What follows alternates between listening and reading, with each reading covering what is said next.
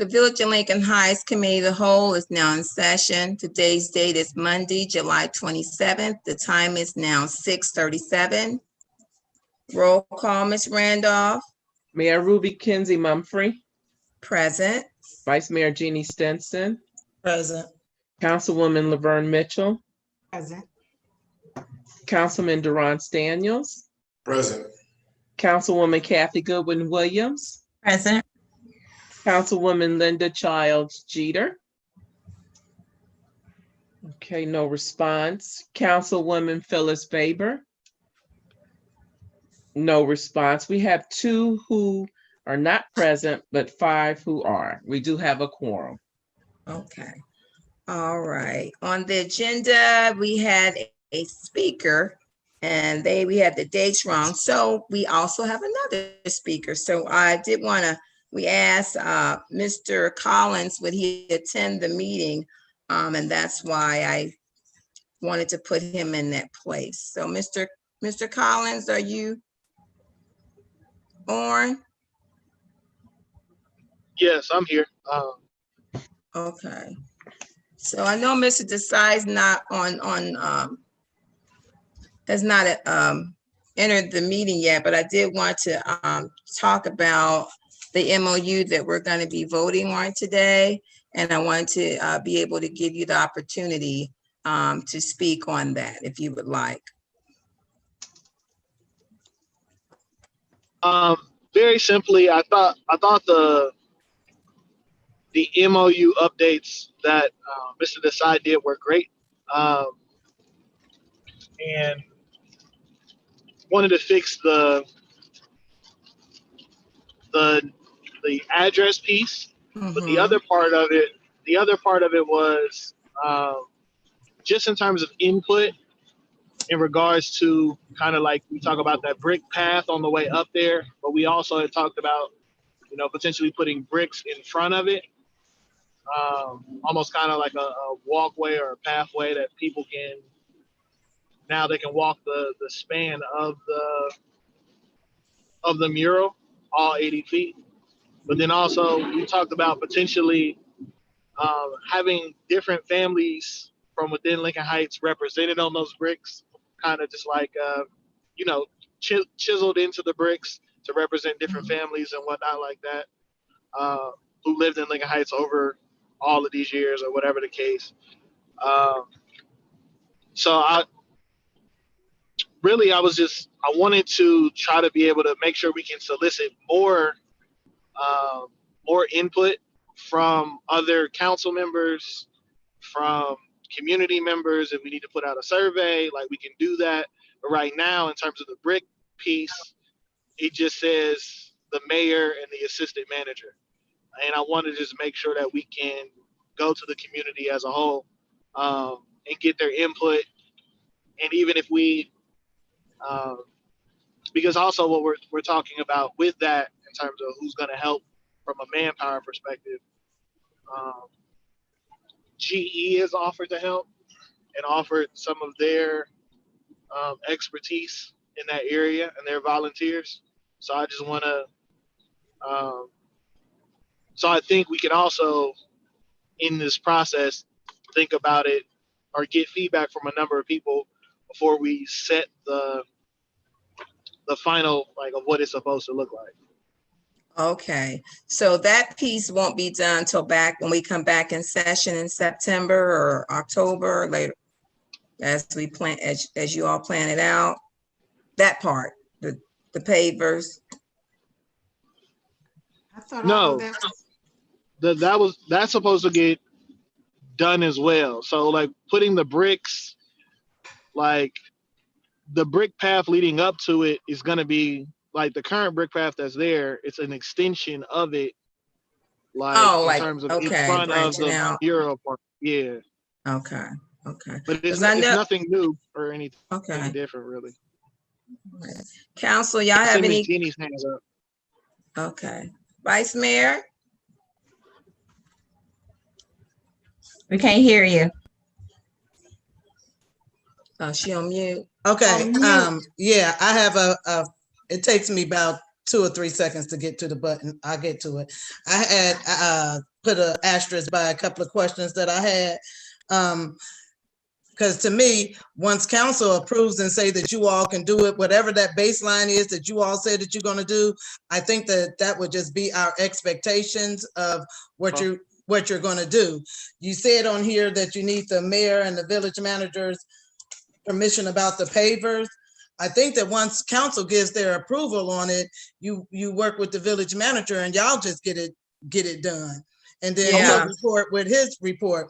And for the pavers, the 75th is coming up. If you want to do something to give back to the community, have the pavers, people buy $5 pavers and pay for the pavers that way and give back to the community. You know what I'm saying? Do something that's people would want to do that for the 75th. And that was just my suggestions. That's it. No, great suggestions. And we had talked about that as well, in terms of like, how do we roll out the dedication piece? But I think we can come back and think about that from a larger perspective, right? At a later time. But in terms of build it first, get it all set up, and then we figure out how we do the engraving on each individual brick and all that kind of stuff. We can figure that part out later. But great suggestion, Ms. Jeannie. Ms. Williams I saw her hand up. Yeah, thank you. I just wanted to say, Vice Mayor, that was one of the things that I was going to say, is to try and make it a sponsorship or donation. You know, if you want your family to have a brick, then you pay pay that money toward that. I think that's a great fundraiser or donation toward that. But the other thing, and I know I'm getting ready to go all the way left with this. So because we don't know what development is going to look like in the Stephen Street corridor, for all we know, Village Hall may not be where Village Hall is located, you know, in the next 4 or 5 years or what have you. Just want to keep in mind, or just think about making sure that whatever happens there with the mural on the wall, that you can pick it up and move it, you know. Right. So just like, you know, with Princeton, what they did with the mural that they had. So just keep that in mind, because we never know. We may decide in planning that we need that area for development at some point, and we don't want to destroy the mural. We want to be able to pick it up and move it. If Village Hall moves to Lindy or whatever, we still want to be able to utilize the mural and the pavers. Ms. Mitchell? Yes, I have a couple of questions. So someone keeping with Ms. Williams just said, so when you talk about install a substrate, what is that? So what would that look like versus it on a platform? You said substrate? Yes, that's on the first page in number 3 of the resolution. Do you have a copy of the resolution, Mr. Collins? No, okay. I don't have it sitting with me. All that it was digital. So what it says is the LHOI will remove the fence section, and the mural will be placed and install a substrate or a platform on which the mural can be mounted. So what's the substrate? Is that something that will allow it to be moved? Yes, I know specifically in regards to the mural, and I don't know that exact language, to be honest. But I do know that with the mural and the entire design and what we've been talking about, we definitely wanted to have that to be movable, right? I think to Kathy's point about the bricks, or Ms. Jeannie about the bricks, like, we need to make sure that those things are movable. And even, like, you know, install it, but we don't need to hammer them down or anything like that. Like, where it still needs to be a path where we can pull up the bricks if we need to. But in terms of the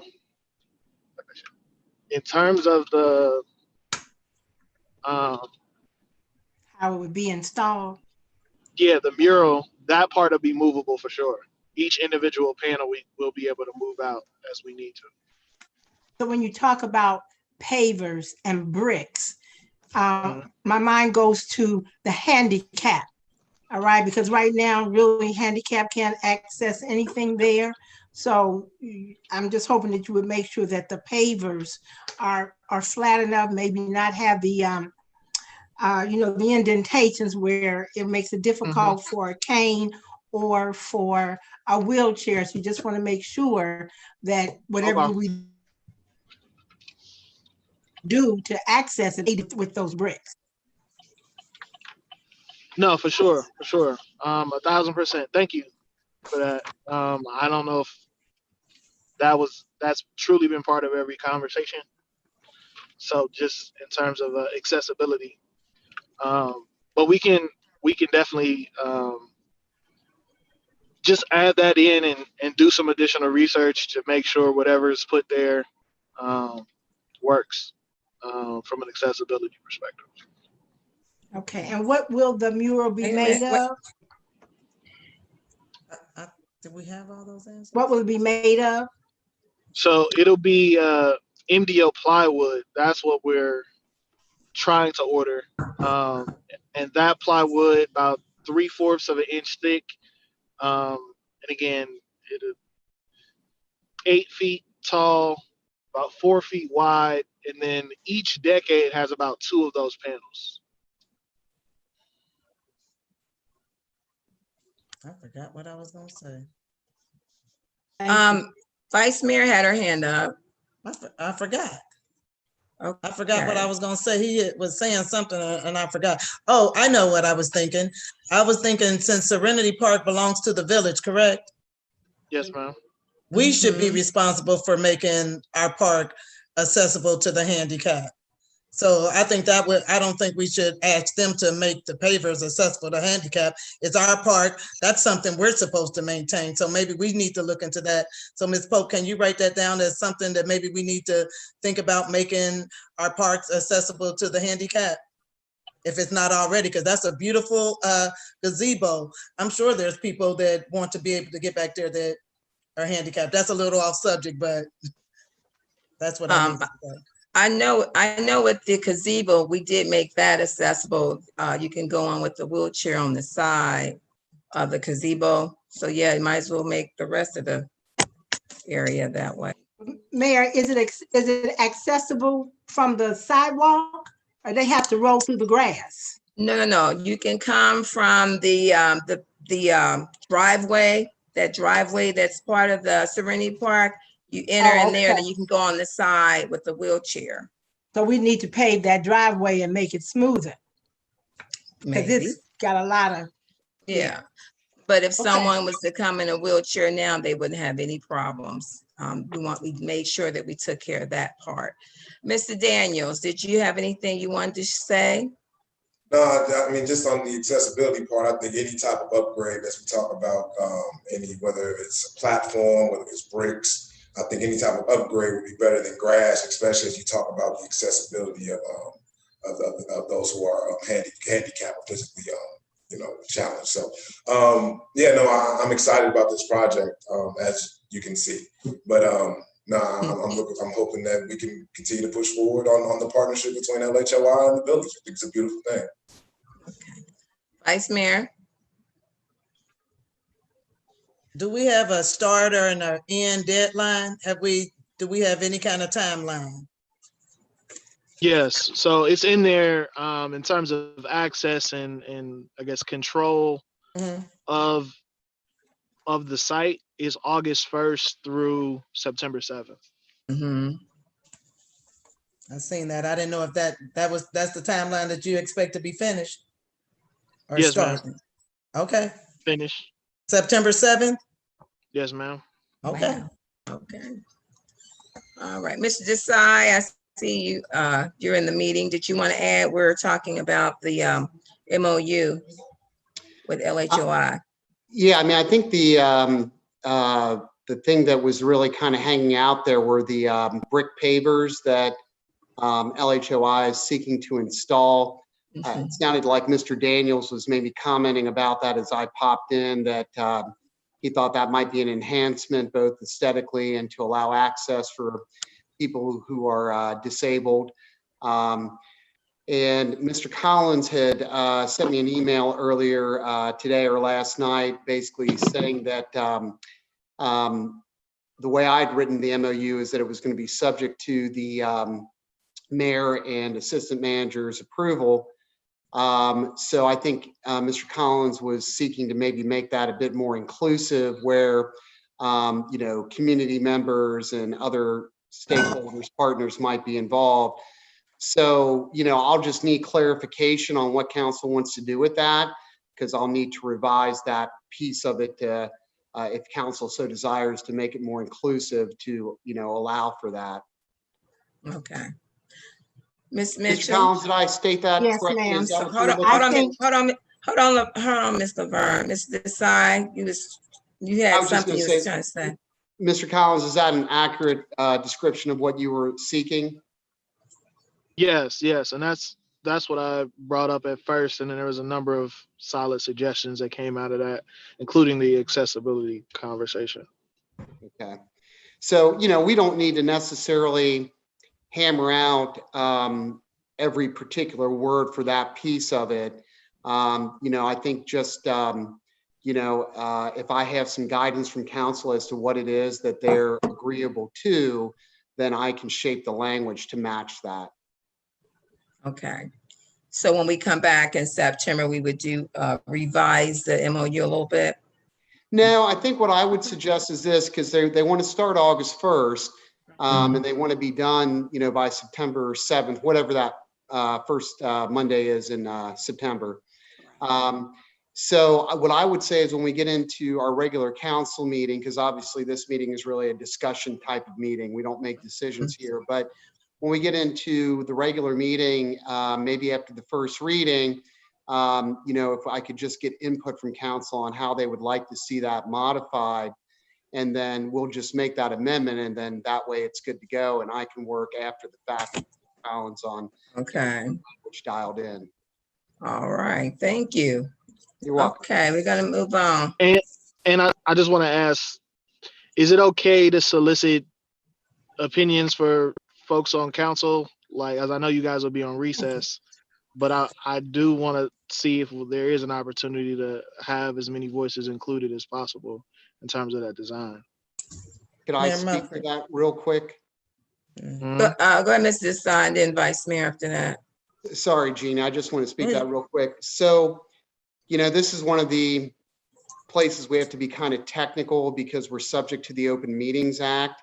So you can ask for input from council members as residents of the village, because they're allowed to, still be residents and provide whatever input they want and whatever they want to do as residents.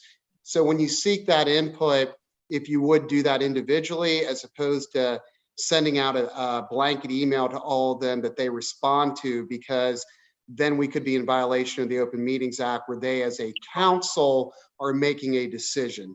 I know that's a real technical distinction, but No, but it's fine. you understand what I'm saying? Okay. And would you prefer like contacting independently in terms of phone numbers or whatever, and not through the official email? I mean, you're fine to contact them by email. I just, we call it round robin is the term for it, where you send out an email to all the council members, and everybody essentially gives their opinion, and a decision is made without there being an open meeting. So it's fine if you want to, see them in person, make a phone call, send an email, but just do it individually if you would, please. Okay, will do. Thank you. Vice Mayor? It was my understanding that this is an MOU that we're signing into an agreement with them, right? And once we agreed to allow them to do it, they heard our input. Do we need much more? Because when you start asking for a whole bunch of input from a whole bunch of different people, you're gonna get a whole bunch of different stuff. So I think that whatever we should trust whoever we say is going to build our mural. We should trust that they're going to do whatever, because I promise you, it's 7 different people up here. You're going to get 7 different opinions, and even with the residents. I think that we need to start trusting people that we come into partnership with, that they're going to make the right decision. And once we sign off as council, it goes to the village manager. You deal with him or her. You deal with that person. That's how I feel. I feel like I gotta trust you, and then the village manager or whoever, they report back. Because we can't keep letting y'all keep coming and say, oh, let's change this, let's do this. We'll never get anything done. We'll never get anything done. We say it's okay for you to do it, roll with what you said you're gonna do, and we need to trust your word. I agree. Ms. Mitchell? Okay. Yes. So Carlton, thank you for that, because I think it is important that you do get all ideas. And I think it's important that you, at some point, include the community at some point as to what they would like to see. And once you do gather all that information, then you can make that decision based on the resources that you will have and the expertise that you will have to carry that out. So I, for one, want you to call me and let me give you my ideas on that, because there are other people out there who I may talk to that have said, oh, why don't y'all do that at the park? I mean, even before, the mural came up. So I agree with you. I think that how you solicit other information is important, whether it's from council or other community members, because after all, it is a community mural. It is a community park that you're trying to do, and you might be missing out on some good information. Thank you, Mr. Collins, for coming, and looking forward to working with you. Okay. All right, we're gonna move on because we're gonna be running to the public hearing. So old business is Mrs. Roberta Satterwhite. I think I see her husband's name. From Acts 118 Group Home. Is it Mr. Satterwhite?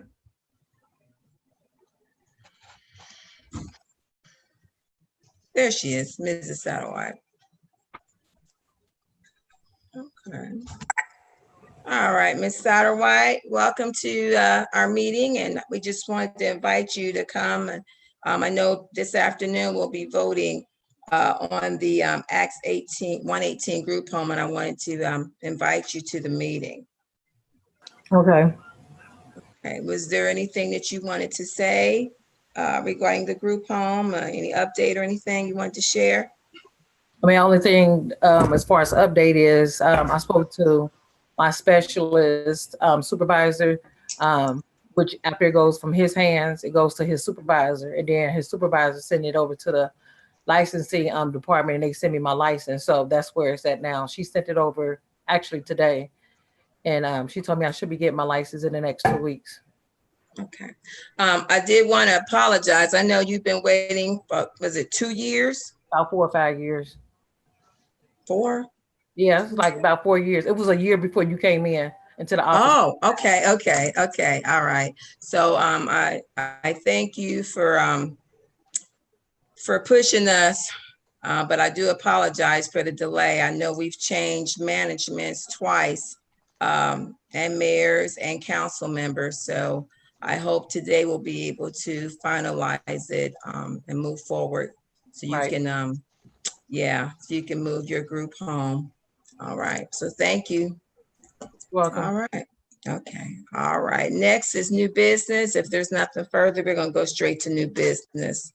The first reading of resolution number 2020 R21 Mayor, were you going to share the agenda? Oh, thank you. Well, can I read it and then share it to you? Vice Mayor, can you share it while I read it? I'm gonna try to share it. I got it up. All right, thank you. Thank you. That way I can keep moving ahead and she can send it, because basically the new business are going to list the resolutions. So the first one is resolution R21, adopting amended article 1, 3, and 4 and 5 regarding the rules and regulations for the Hamilton County Stormwater District. Is there any questions? Mayor, Yes, ma'am. we're doing a first reading on this, right? Yes, ma'am. Okay. Let me see if there's a. It said it had an Yeah, I have a emergency question. clause. So That's when is it due? I mean, this was sent out in January and we're just now getting it. So when do they have to have it back? Ms. Phelps?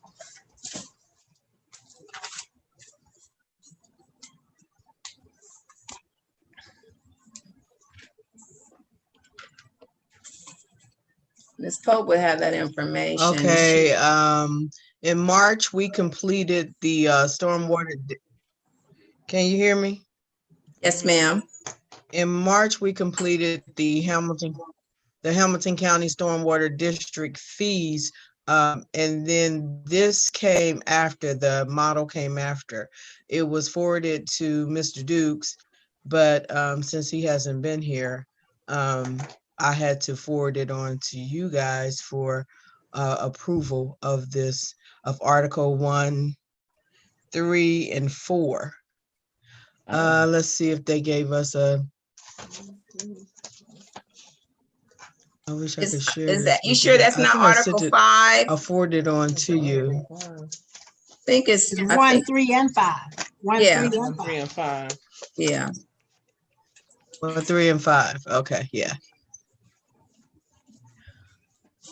So what's the Okay, so deadline? they said the amended regulations were approved Hamilton County at Hamilton County Board of County Commissioners on September 12th, 2019. So they're just trying to get all of the municipalities and the townships to approve these updated articles.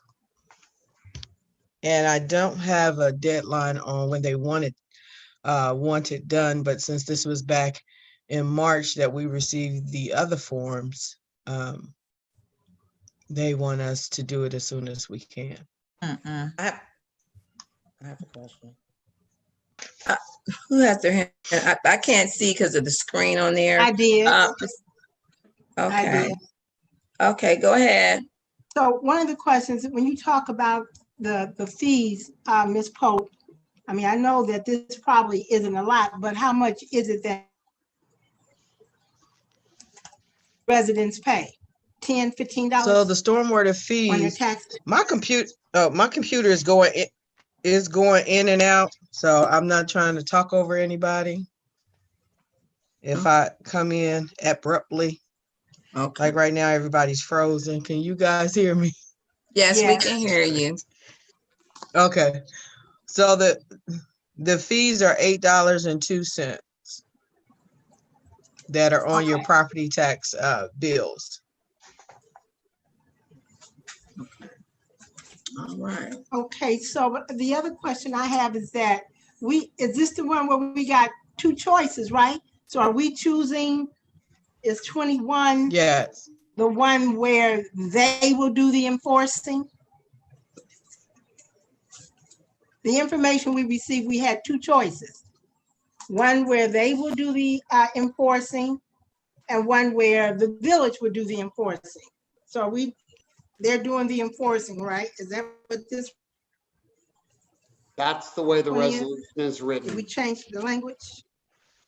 That's the Okay. way the resolution is written, is for them to do the enforcement. Okay, that's why I just wanted to double check. I didn't have time to read all of it, but okay, thank you. Okay. So this is that real thick pack legislation that Miss Lisa printed. So thank you, Miss Lisa, because I know this had to be a lot of pages. A lot. Yeah. How many pages? Madam Chair. Yes, ma'am. Okay. All right. Yes, We need Vice to Mayor. find out if this can be a first reading, because this was a lot to read, and I thought we would have Yes. more information. And if we got to call a special meeting in August, we just might have to. I'm not comfortable with voting on this with that thick packet. And What I would like to do is do a first reading and have someone come speak from the Hamilton County Stormwater District, and that way they can elaborate more to this resolution. I thought it had an emergency clause. It doesn't. It has one, but we don't have, You can always add it. Okay, well, Yeah, we can just do a first reading first on reading. Okay. it. Okay. All right. Okay, Mayor. Yes, ma'am. Okay, I received this email from a Nancy Elwood, and she can further explain everything that's going on with this resolution and the updates and to the articles. So we can have her come. Okay. not come out, but attend one of the Zoom meetings at our next council meeting in September, unless you guys Okay. wanted to do a special meeting. Well, I would say after you talk with her, find out if it has to be in by a certain time, and that will probably control whether or not we're gonna need to do a special meeting. If not, then we can have her come at committee of the whole in September. Okay, I'll do that. Okay, all right, thank you. Okay. Ms. Pope, if I could just suggest something, you know, Yes. being that she's in the private sector and she's trying to keep this moving, if you give her the option of, does council need to have a special meeting? She's going to tell you yes. So you might solicit that answer in a, you know, different manner, because I didn't see anything in her email that indicated it had to be passed by, you know, August 31st, 2020. So, Okay. you know, it's awesome the council is making themselves available, but, you know, I just would be careful about how you phrase it, because I think she's going to say, oh yeah, you need to do a special meeting, when there may not actually be a deadline. Exactly. Yeah, because if it's not a deadline, it doesn't make sense for us to do all Okay. the extras. Okay. All right. Okay. I can't see everybody because of the screen. So I'm just going to go and move to the second resolution, if there's no other questions regarding the first one. Okay. Resolution 2020 R22, authorizing the Assistant Village Manager to execute a memorandum of understanding with Lincoln Heights Outreach Incorporated for replacement of a mural in Serenity Park. So we've had conversation. Is there anything else that you all wanted to talk about? I can't see you because of the agenda on here, so I don't know whose hand is up. Let me move. Anybody have their hand up? I do have a question, Mayor. Yes. Is Yeah, go Carlton ahead. still on, or maybe Mr. Daniels? So what is the upkeep on the mural in terms of painting and that type of thing? What would the upkeep be? I'm still here. Okay, What's- because one of we the- would do that. I mean, you know, we'll do the upkeep, obviously. right, but everything will be, you know, water resistant, wind resistant, fire retardant, I believe, as well. And in terms of everything that we're using is on sustainable materials. So it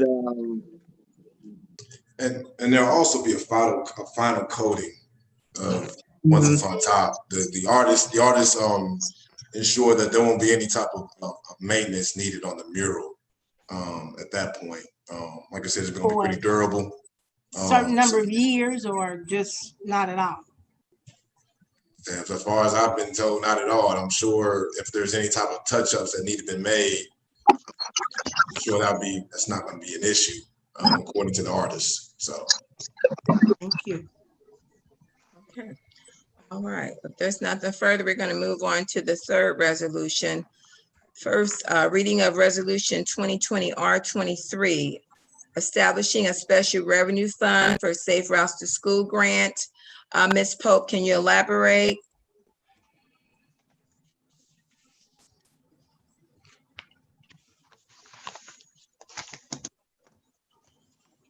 I'm sorry, I'm having computer issues. So this Safe Routes to School grant is the Safe Routes to School 2017. And so what they told us is we may have to purchase some of the right-of-ways and at a cost of $300. So we need to set up a separate fund to cover any expenses outside of the $400,000 that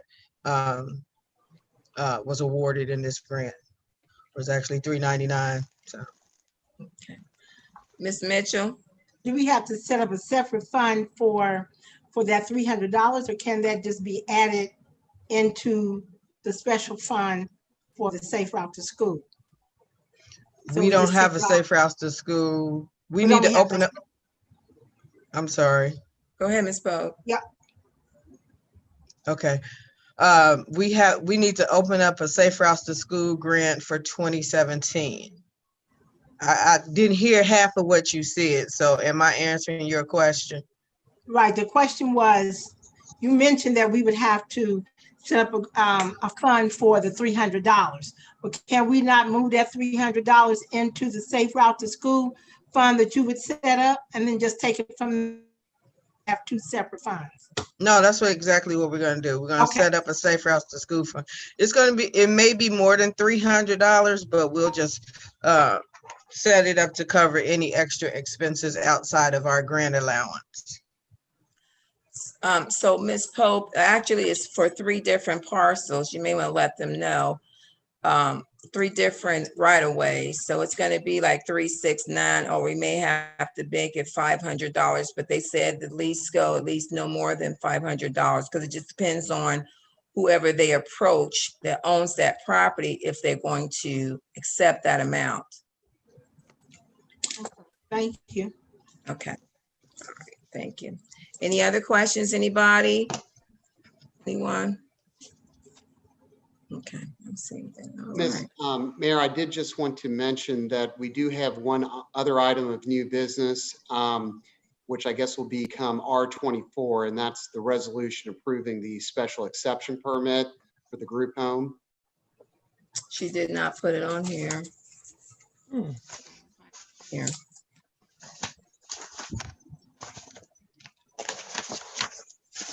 I thought, okay.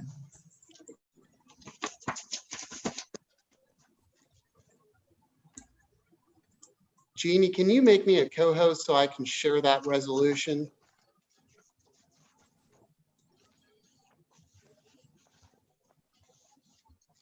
That is missed. Okay.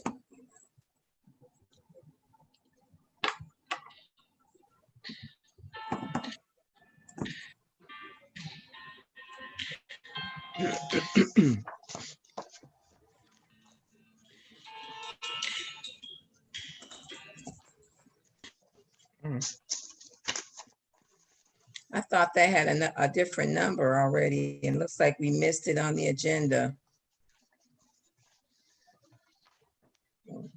Attorney Desai, Mayor, may I speak? Yes, go ahead.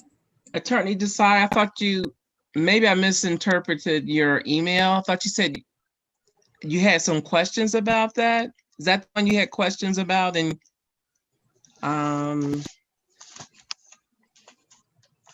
oh gosh, I'm trying to find the actual email that I printed out. Okay, well, while you're doing that, maybe I'll just go through this. Can everyone see the resolution on their screen? So you can see that it's a resolution approving application of Acts 1-8 Boys Group Home for the special exception permit pursuant to our Code of Ordinances, section 153.216. So the first whereas basically just says that an application has been applied for a special exception permit, and attaches Exhibit A is the application that council previously received ahead of the last meeting, I believe. The second whereas says that Planning Commission held a public hearing as required by our Code of Ordinances on August 30th, 2018. The third whereas says that the Planning Commission has issued a recommendation to approve, and that's going to be attached as Exhibit B, and that came from Ms. Lindsay as chair of the Planning Commission. Section 1 is just tracking the language of our code 153.216. So to grant the special use application, the application for a special use permit, number 1, council needs to find that it's necessary for the public convenience at that location. Number 2, that it's designed, located, and proposed to be operated such that the public health, safety, and welfare will be protected. And number 3, that it's not going to cause substantial injury to the value or other property in their neighborhood. Those are just the statutory requirements we have in our Code of Ordinances under 153.216. Section 2 says that council is going to grant the permit, but it'll expire 6 months after the date of passage of the resolution. That's prescribed by subsection F as in Frank of 153.216. It says there's a 6-month period. So within that time frame, the applicant has to obtain a building permit and then any final occupancy certificate that's required. Section 3 is just our standard emergency clause, and it says the reason to approve it in an emergency manner is so that the applicant can apply for a building permit and then, when appropriate, obtain the subsequent occupancy certificate. Any questions about that resolution? No. No. Yes, yes. Oh, I'm sorry. Go ahead. Go ahead, Vice Mayor. My question is, does she have to come back down to us in 6 months and do this all over again? No, she needs to have the group home finished and have a certificate of occupancy issued within 6 months. So we follow up. We have to go to her and say, did you do this? And if she did it, then we don't have to deal with this anymore, right? Yeah, it's sort of self-executing. You know, basically, once you get your application approved, you got 6 months to get everything done. Okay. All right. So I have a question. On section 3, it's saying that I have to apply for a building permit as well. I mean, if necessary, you don't have to apply for anything that you don't need, but I'm not sure where you're at with the reconstruction or rehabilitation of the home, or if there's any, but just if you do need to apply for anything, the way this process works is the building department of Hamilton County won't issue you anything until you show them that your application was approved. So this is just saying that if you need something, that's why we're doing it on an emergency basis. Otherwise, you have to wait 30 days because normally if we don't put an emergency clause in, even though we pass something, our charter says that it doesn't become effective until 30 days later. So this is just a way that you can hit the ground running. You don't got to wait for 30 days. Okay. Can I have a copy of this? Oh yeah, there'll be a signed copy of it, presuming it gets passed. Okay. Thanks. You're welcome. And go to Ms. Randolph, the clerk of council. She can provide that to you. Okay. Okay. All right. I have a question. Any Sorry. other- Yes, Mr. Daniels. Yes, there was just one section I just wanted clarification on. It was something it causes any danger to the value of the property or the community. I was trying to just Section 1, number 3, not going to cause substantial injury to the value of other property in the neighborhood in which it is located. So just how just two questions. One, how is that quantified or how is that measured? And then B, just to make sure everybody is understanding what everything is said in there, what would be any type of conflict? Like how is that enforced? So A, how is it measured? And then B, how is it enforced? Yeah, those are good questions. So there is no quantitative system laid out in our statute about how to measure that. It's really the discretion of council as to whether or not they think it rises to a level of substantial injury. Typically, you know, if an abutting property owner thought that it was going to cause substantial injury, they would have come forward at the at the Planning Commission public hearing and said, you know, this is why I think it's going to cause substantial injury. They could have even, you know, gotten an appraiser to do an appraisal, or maybe a real estate broker to give them, you know, an opinion of, oh, I don't think your house would be worth as much. To my knowledge, there's nothing in the record from the Planning Commission to that effect. But we also provided notice by mail specifically to the abutting property owners for the hearing that follows this meeting. So at the public hearing on this, there might be somebody from the public, might be an abutting property owner who says, you know, hey, I think it is going to cause injury and here's why, here's my support for that. But outside of you know, a resident putting forth testimony or documents to show there's an injury, it's really just at the discretion of council, Mr. Daniels. I appreciate that. All right. Any other question? Mayor, Yes, yes. I could not find that document and I apologize to council for not having it. Attorney Desai. I can Okay. resend the email to you during the break, no problem. Okay. Yeah. All right.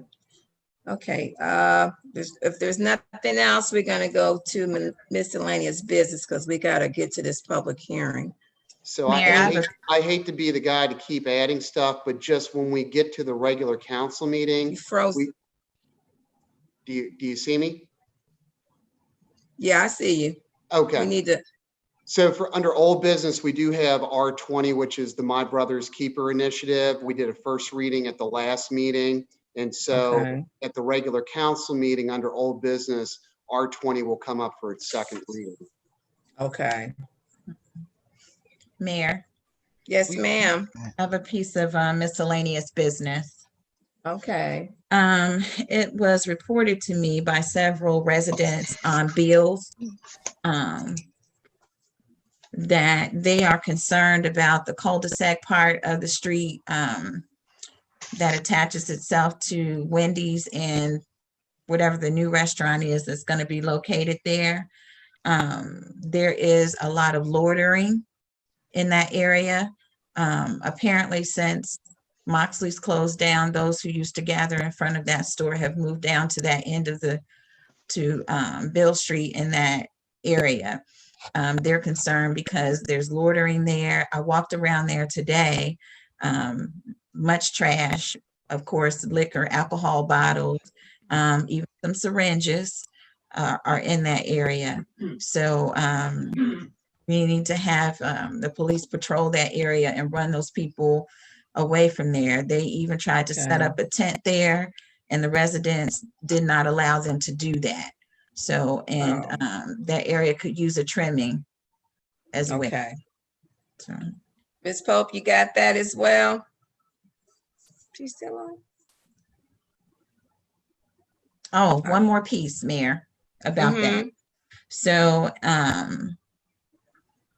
how do I say this? Well, what I'll say is, there's also some redevelopment of some homes that are happening on a couple streets. One definitely on my street on Shepherd. There's 3 houses that are being renovated, and I believe that there is also one.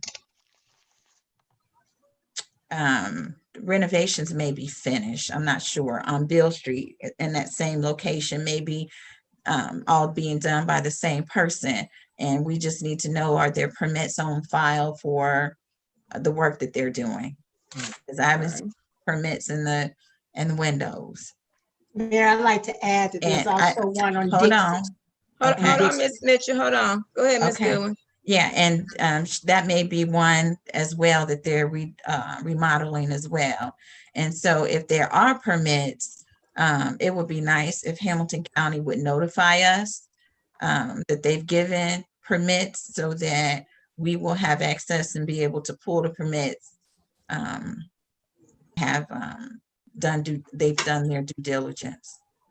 Okay, thank you, Ms. Goodwin Williams. Ms. Mitchell, what was the one that you mentioned? On Dixie, at the end of Dixie. Okay.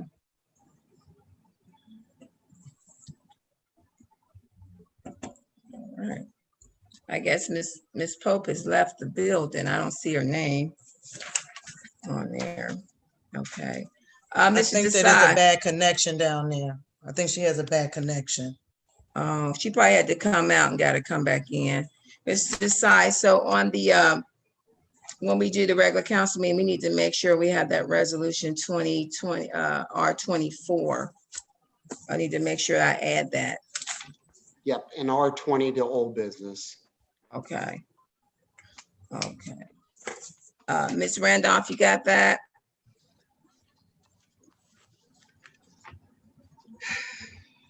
Ms. Randolph. I'm sorry, yes. About Okay. adding number 24, and he's gonna send it to me during the break, he said. Okay, and then old business will be doing the one I asked about, the My Brother's Keeper. Yes. I thought we passed that, but I'm gonna double check. No, we only had one reading on it, Okay. which is July 27th.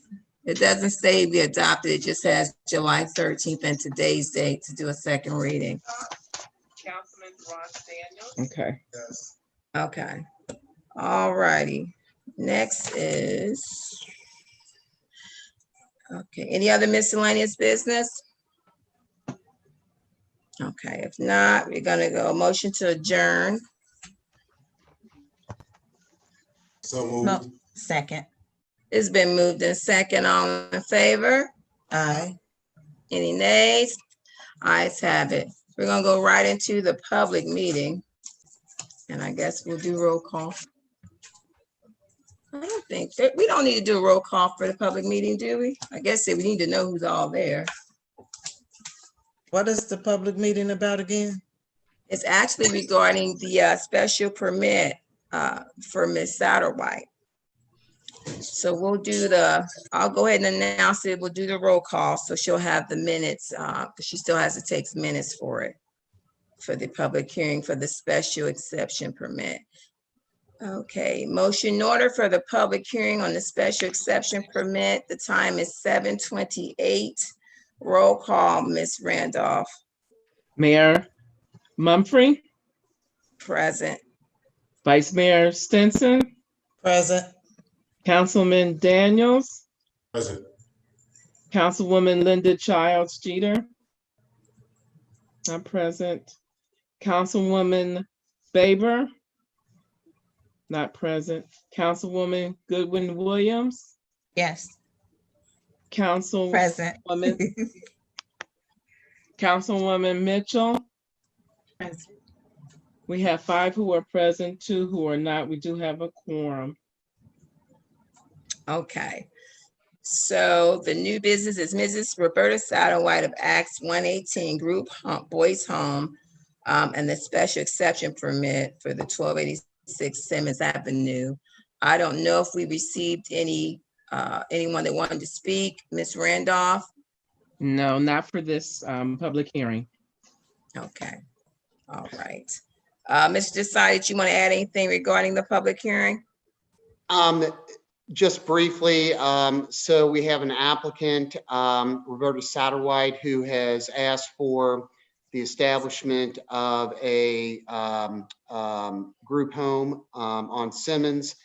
And she has applied under our code, section 153.216, which does authorize council to approve an application for a special exception permit. Just briefly, per our statute, the application was delivered to the Planning Commission. The Planning Commission duly noticed a public hearing as required under the statute, then held a public hearing. After the public hearing, they took the matter under advisement, had a couple follow-up questions for the applicant. After that information was received, the Planning Commission approved the application or recommended approval of the application. The chair of the Planning Commission then, per our statute 153.216, forwarded a written recommendation to council recommending approval. Once we received that, we duly noticed a public hearing for council as is required under the revised code and our code of ordinances. That notice was both in the form of a general publication in the Inquirer to the public as a whole, but also prior to the hearing, in compliance with the timelines in the statute, we sent by first class mail notice to the immediately surrounding property owners of the application, the public hearing scheduled for tonight, with the address of the hearing and an opportunity to come speak. So at this time, the matter is properly teed up for council. And I think the only thing, just so we have a complete record, it might be nice to have the applicant just briefly explain what the application is for and what the intent and purpose of the use is. Okay. Yes, Ms. Satterwhite? Yeah, so Mr. and Mrs.? It's Acts 1 and 8 housing is will be used for a boys group home from ages 10 to 21. They won't come in like at 20 years old, but if they come in like at 15, 16, or either 12, 13, if they have to stay there, the longest that they can stay there is 21 years of age. And we will be bringing boys in from like foster agencies.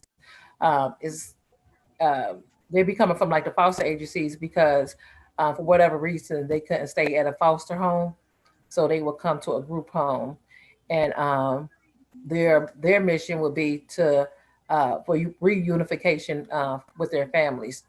But so more than like 95% of the time, kids will be coming here like temporarily and be going back home, and it'd be probably about 5% that will probably just have to stay there and live there for a certain period of time. Okay. Before I open it up for council, I do see someone has joined, so I wanted to find out if any residents have would like to ask anything. I saw Ms. Carmen Daniels on here. Unless she's on mute. Okay, Ms. Daniels? No, I'm just attending the meeting. Okay, all right, thank you. Anyone else? Any other residents? Okay, all right, council, any questions that y'all would have for Ms. Satterwhite? Yes, Vice Mayor. As a certified foster parent, my hat goes off to you because I know that there is a huge need. I know that the need is huge and a lot for our older gentlemen that might max out at 18 and don't have anywhere to go. Yep. I appreciate you all coming up with a program that can help people to be self-sustaining. Thank you. Because I feel you. Yeah. Thank you. Thank you. Thank you. I also want to thank Mrs. Satterwhite because I know myself, some of the Planning Commission members went over and saw the facility. It is very nice. We shared all the pictures with council. My hats go off to you and your husband for even thinking as feeding them healthy with the garden that you all did with your own hands to make sure that, and this was last year, so they've been waiting for quite some time. And I just want to thank you, Mr. and Mrs. Satterwhite, for your vision. And I'm looking forward to, I know you're going to do great things there because you've got it all planned out. And if you all, anyone that has not been able to go over and check it out, just let her know. I'm sure she'll be glad to show it to you, but it's a very nice facility. And I know whoever stays there is going to feel safe. Thank you. Thank you. Yes, Councilman Daniels. This is a technical question. It's not even probably. Will those kids go to? Will the young men go to Princeton? Just out of curiosity, just wise. How does that? I'm just curious. I believe for the most part, I was on a Zoom call on Friday with Hamilton County, and I believe that they were saying that they would want the kids to go to their school district. So I emailed her to clarify that question. I'll have to get back with you on that. I mean, because my intention was for them to go to Princeton, and that's what I thought they would do.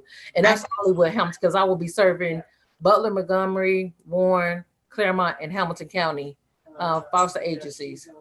I can answer that for you. Okay. Yes, Ms. Williams. So the majority of the time they do want the kids to stay in their school to keep them with what's familiar to them as much as they can. But if the kids desire to attend another school, they will allow that. And it depends on the age of the kids too. So, but most of the time they want them to stay in their current school. Okay. Unless it's a safety issue. Yeah. Now see, that's the confusing part because they don't want the kids to be in the same community when they go to a group home. So when she said that about the school, I'm like, huh? Like you don't want to be in the same community but you want to go to the same school. But Right.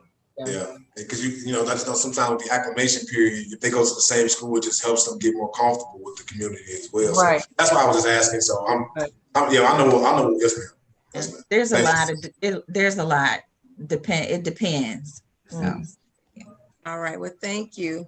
There's nothing further, any miscellaneous business that's on there, but really the special hearing was just for the group home. So there's no miscellaneous business on that. So is there a motion for adjournment? Motion for adjournment. Second. It's been moved. Okay, it's been moved in second. All in favor? Aye. Do you all want a 5-minute? I do. Okay, all right. We'll come back in 5 minutes for regular council. I promise, just 5. Okay, the time is 7:38.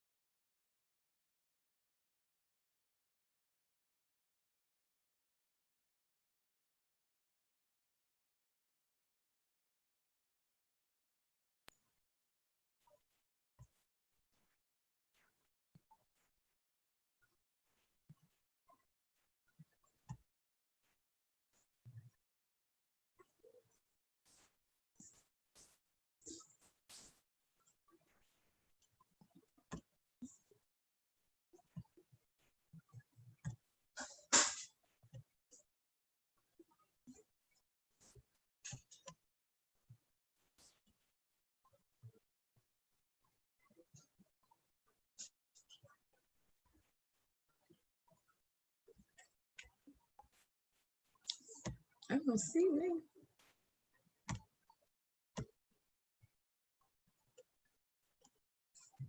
I don't see me. I just saw, I see blinking lines. I can see you. Oh, okay. See, I can see everybody, but I don't, ain't nobody on here but me and you. Oh, okay. Oh, well, Can, what do you see now? everybody. Okay, we probably back live again. We're not live, are we? Well, it never stops. Okay.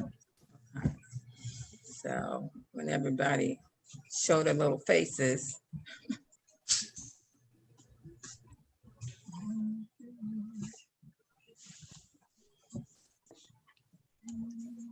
I'm here. Okay.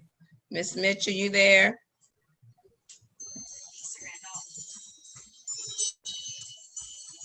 Lisa's calling.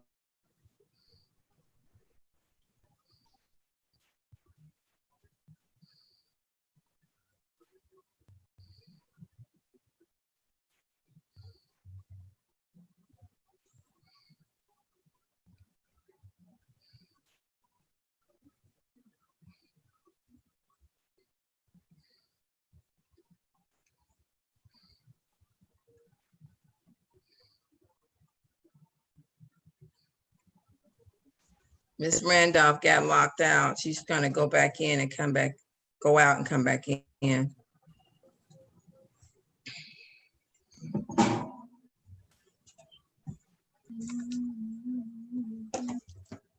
Everybody else still in though, right? Yeah. There goes the watch. 20, 21,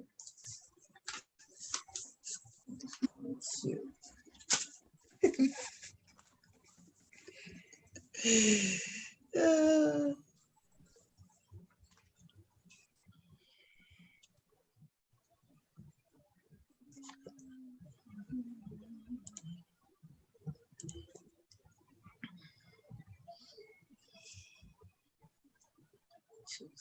My baby learned how to ride her bike. Oh. I'm so excited. She turned into a big girl. Miss Mitchell, you online?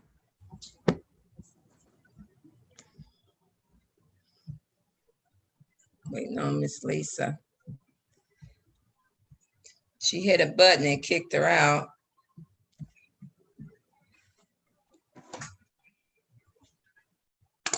Okay.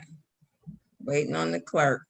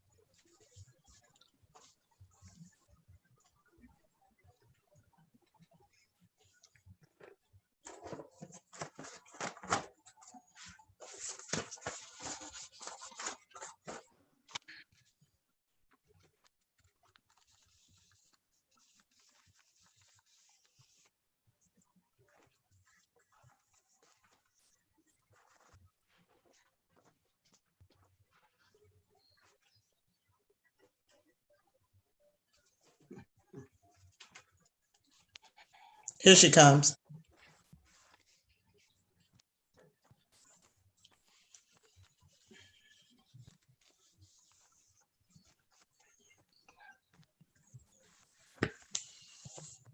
All right. Let's get the ball rolling. Okay. The Village of Lincoln Heights regular council meeting is now in session. Today's date is July 27th. The time is 7:51. Roll call. Ms. Randolph. Mayor Ruby Kenzie Mumfree, Present. Vice Mayor Jeannie Stinson, Present. Councilman Deron Daniels, Present. Councilwoman Linda Childs Jeter. No response. Councilwoman Phyllis Baber.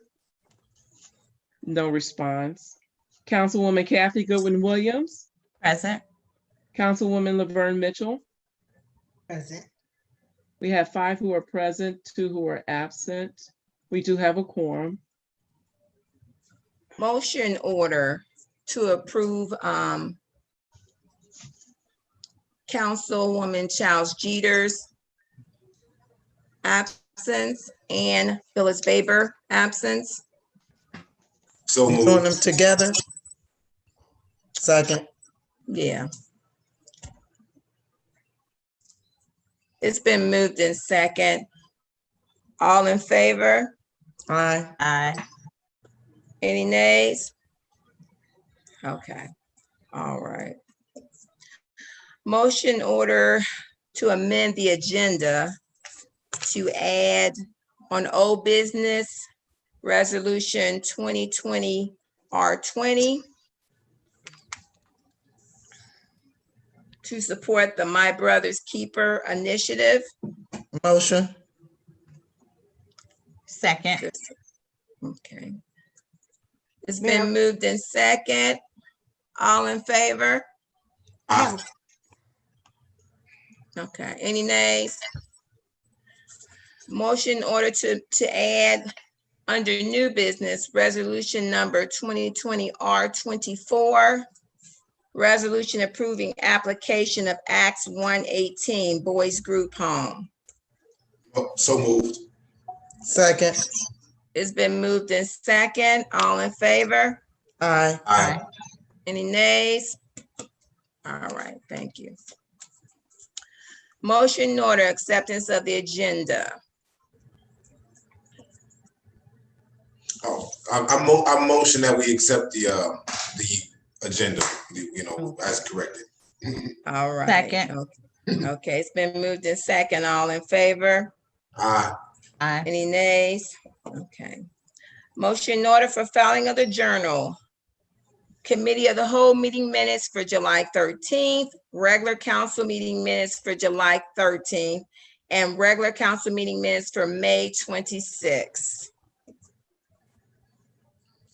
So moved. I'm sorry, did we not? It's one that was not included May 26th. It was the regular council meeting. So we had to make sure we brought it back and got those minutes approved. So that's why it's a set of 3. I'm sorry. Were they sent out? Were they sent out just before the meeting? She sent them out before the meeting. Miss Randolph, what time did you send them? I sent the May 26th today, but the July 13th I sent out yesterday, Sunday. Okay. All right. Is there a motion to accept it with any necessary corrections?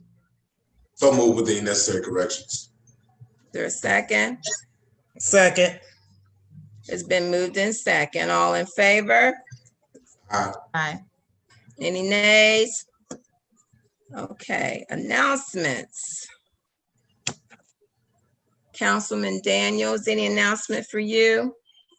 No announcements at this time, Madam Mayor. Everybody be safe, please, during the month of August. Okay. Ms. Goodwin Williams, any announcement? No, thank you. Okay. Vice Mayor? What? None. There you go. I have no announcements. Okay, Ms. Mitchell? Yes, Mayor. We have our usual Valley Pantry this Saturday. We ask volunteers to come at 7, come at 9. It will be held at the Lincoln Heights Missionary Baptist Church. The other announcement, I'd like to encourage individuals to be tested.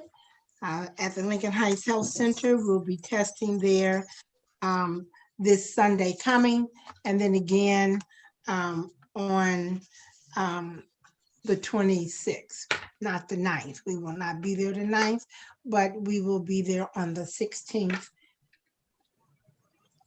Okay. From 2 to 5, you don't have to have an appointment. If you don't have an appointment, if you get there about 1:30, 1:45, takes about 30 minutes in all. That's including the wait time. Okay. Only announcement I have is I wanted to ask for us to take a moment of silence for Congressman John Lewis. Tomorrow they will be laying him to rest, and I just wanted to ask council that we just take a minute to recognize him, a moment of silence for all that he has done so that we would have the right to vote.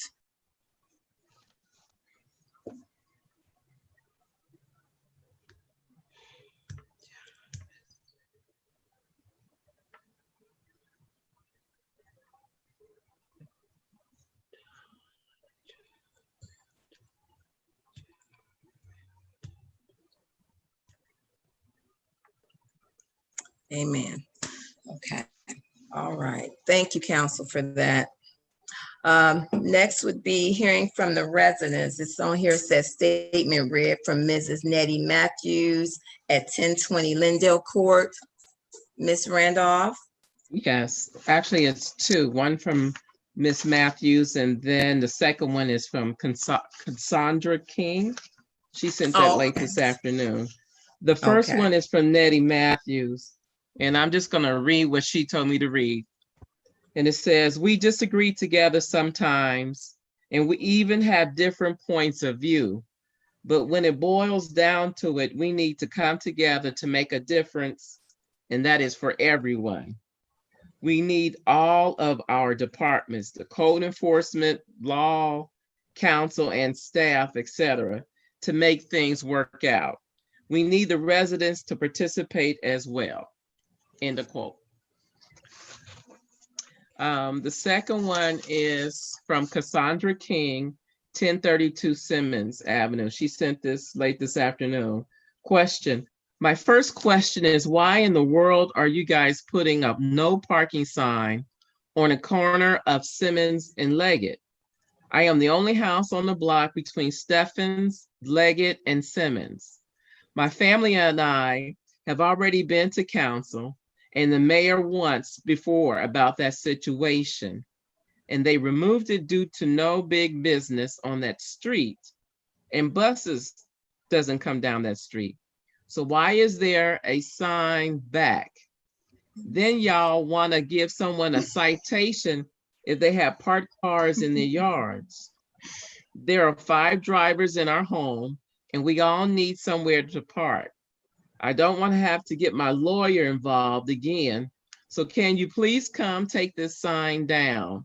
In all my years of being a resident of Lincoln Heights, have I seen such BS and council worrying about the wrong things instead of spending money on a YMCA, swimming pool, another Lincoln Heights library, or something for these kids to have. Yet y'all want to spend money on signs and a sit and read park. We got far more better things to do than that. End of quote. Okay. Yes, Ms. Pope. Okay, I spoke to her daughter. She came down here and she asked the very same thing while we were putting no parking signs up there. Mr. Willis put those up there today because we have that ordinance that says no parking on Leggett. But she was saying her mother was disabled and she needed that special parking space, and also the residents that live there is about 5 of them. And so she came down here to voice her concerns, and I told her we had a resolution. She said the prior mayor, which would have been Haddon, he told her that, or they said that they can go ahead and park there. So I guess this has been a problem from the past, but we have a resolution, so I don't know how to resolve this issue. I did tell her, Ms. Mitchell, how we were talking about passing a resolution for certain families that have handicap and they need handicap spaces. So, but you know, I don't think that satisfied her totally, but I did let her know that we were in that process of trying to get some spaces for handicap parking. They're right there on the corner. She said her door faces Leggett, so she's right there. Their house is right on the corner of Simmons and Leggett. Okay. Yeah, because I was wondering, this is the first time I ever heard about it. So now I know what happened before my time, but Yes. I guess we'll have to look into that. All right. Thank you, Ms. Pope, for addressing that regarding Ms. King. Okay. I'm sorry, Councilman Daniels. Oh. Just from a law committee standpoint, and as just my chair, we'd definitely like to bring this up in September. Ms. Lisa, if you can kind of just put down the minutes as well. But just on that note, we've already kind of done some type of special exception already for the house. I don't want to mess it up. Pastor Barbara's church, the house of somebody is the house of God. I don't want to say. I'm sorry, she's going to yell at me if I say it wrong.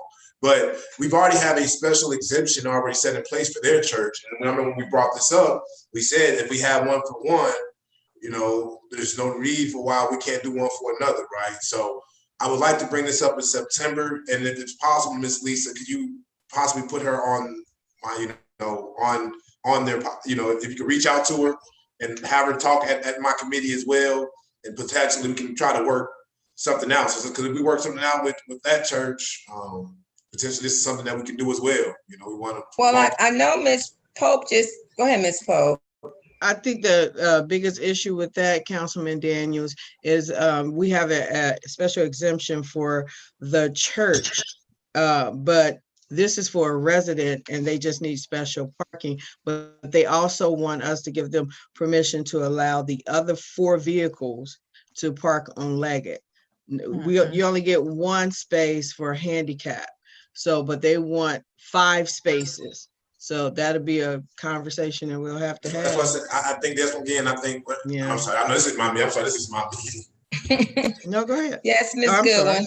I was just gonna say, I understand the special exemption for, is it the mother or whomever it is in the house who, has a disability or who needs that.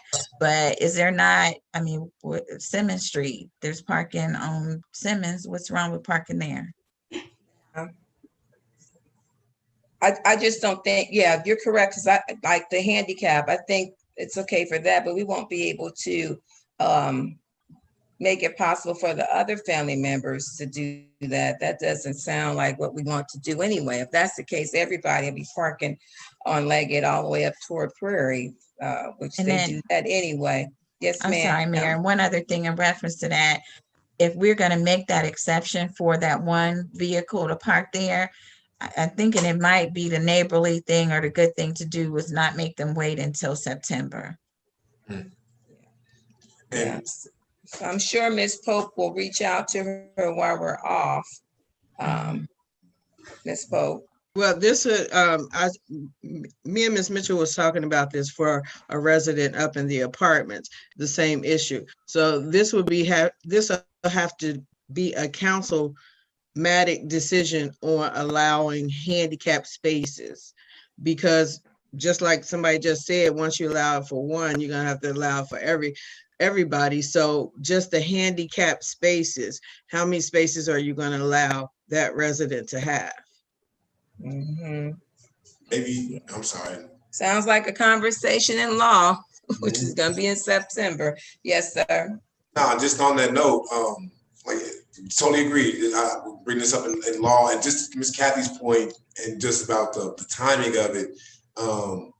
Given that the house, I believe it is, also right there next to Moxie's as well. So sometimes, a lot of cars get piled up right there on the same block of Simmons, if we're referring to. No, it's on the corner. It's on the corner there. Okay. It's on the corner. Their front door is on Leggett, so it would just. So is that Miss Spears' house? It used to be the Spears home. I don't know. Spears home is the Spears home, the only house that's in that block. They used to have in there, I thought they had a garage. There's not a parking spot into the garage there. I believe there is a garage there, and but she came down here and she asked for basically 5 spaces right where they're parking at now. And that's why we told, I told Mr. Willis to put up a no parking sign. But if, you know, like Ms. Goodwin Williams said, if we're not gonna make her wait until September, maybe we can just paint the right in front of her house blue. I don't know. Blue. Put up a I don't know. handicap sign. We need a She done- handicap sign. Yeah. Yeah, you Yeah, have but that's to not do a gonna cover handicap- off. That won't cover 5 spaces. No, No, and we're not gonna whoever, do that. whoever Yes, the ma'am. person is who needs the handicap space should also have the The hanging, the it hanging. goes inside the car, yes. yeah. Did Or she either say on the if she- license plates, one or the Yeah. other. Did she say if she had that or not? She Ms. did. I Pope? didn't ask, and she didn't say. She was just saying that her mother was disabled, and you know, kind of finished the conversation like Lisa just read. Okay. Yeah. All right. Just read what she wrote. Yeah. It should thank be you. either the hanging from the mirror sign or either on the license plate. That should be the only vehicle that should be able Yeah. to park there. Yeah. If we're gonna, if Anything that's else to what we're get a gonna do. ticket? Yeah. Okay. All right.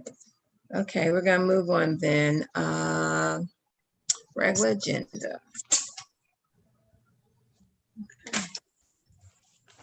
Oh, I did want to thank you, Miss Nettie, for that statement, encouragement. I just wanted to acknowledge that she had sent that to us. Okay, regular agenda, communications to council. Ms. Randolph, is there any communication from you? No. Okay, you sound so excited.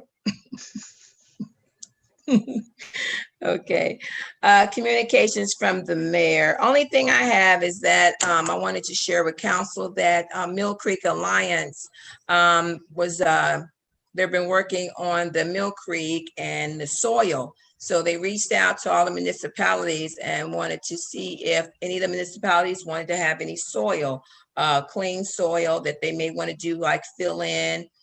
So I asked them like, hey, our service department may want to do some infilling, or we suggested with Vice Mayor also, we started thinking about getting pots throughout the village like all the other municipalities have. So they did deliver the dirt today. It's not a whole lot, but it's enough for if we decide to do a couple of pots, probably throughout the month of August. The pots will be donated. We're not asking I'm not asking for the village, or we're not asking the village to do anything. We're just going to ask for donations and see, because we do recognize that we would like to beautify the village of Lincoln Heights also. So I just wanted to let you all know that we got soil donated free, and then we're looking to do some potting and to take care of the pots that we already have as well. Yes, Ms. Mitchell. Yes, Mayor, I believe about 3 weeks ago, I did send a letter on behalf of the Valley Boosters and the Valley Pantry to the village. You all didn't receive it. Thanking council, the mayor, and the manager for assisting us with our COVID pantry days in terms of having them help us deliver. So you should have received that letter. I did give it to Ms. Randolph. So Ms. Randolph, she's talking about the letter that I gave you about Ms. Carmen Daniels and the Valley Boosters, thanking us for the service department for helping them with the pantries. That was the one you gave me today, right? No, a couple of weeks ago.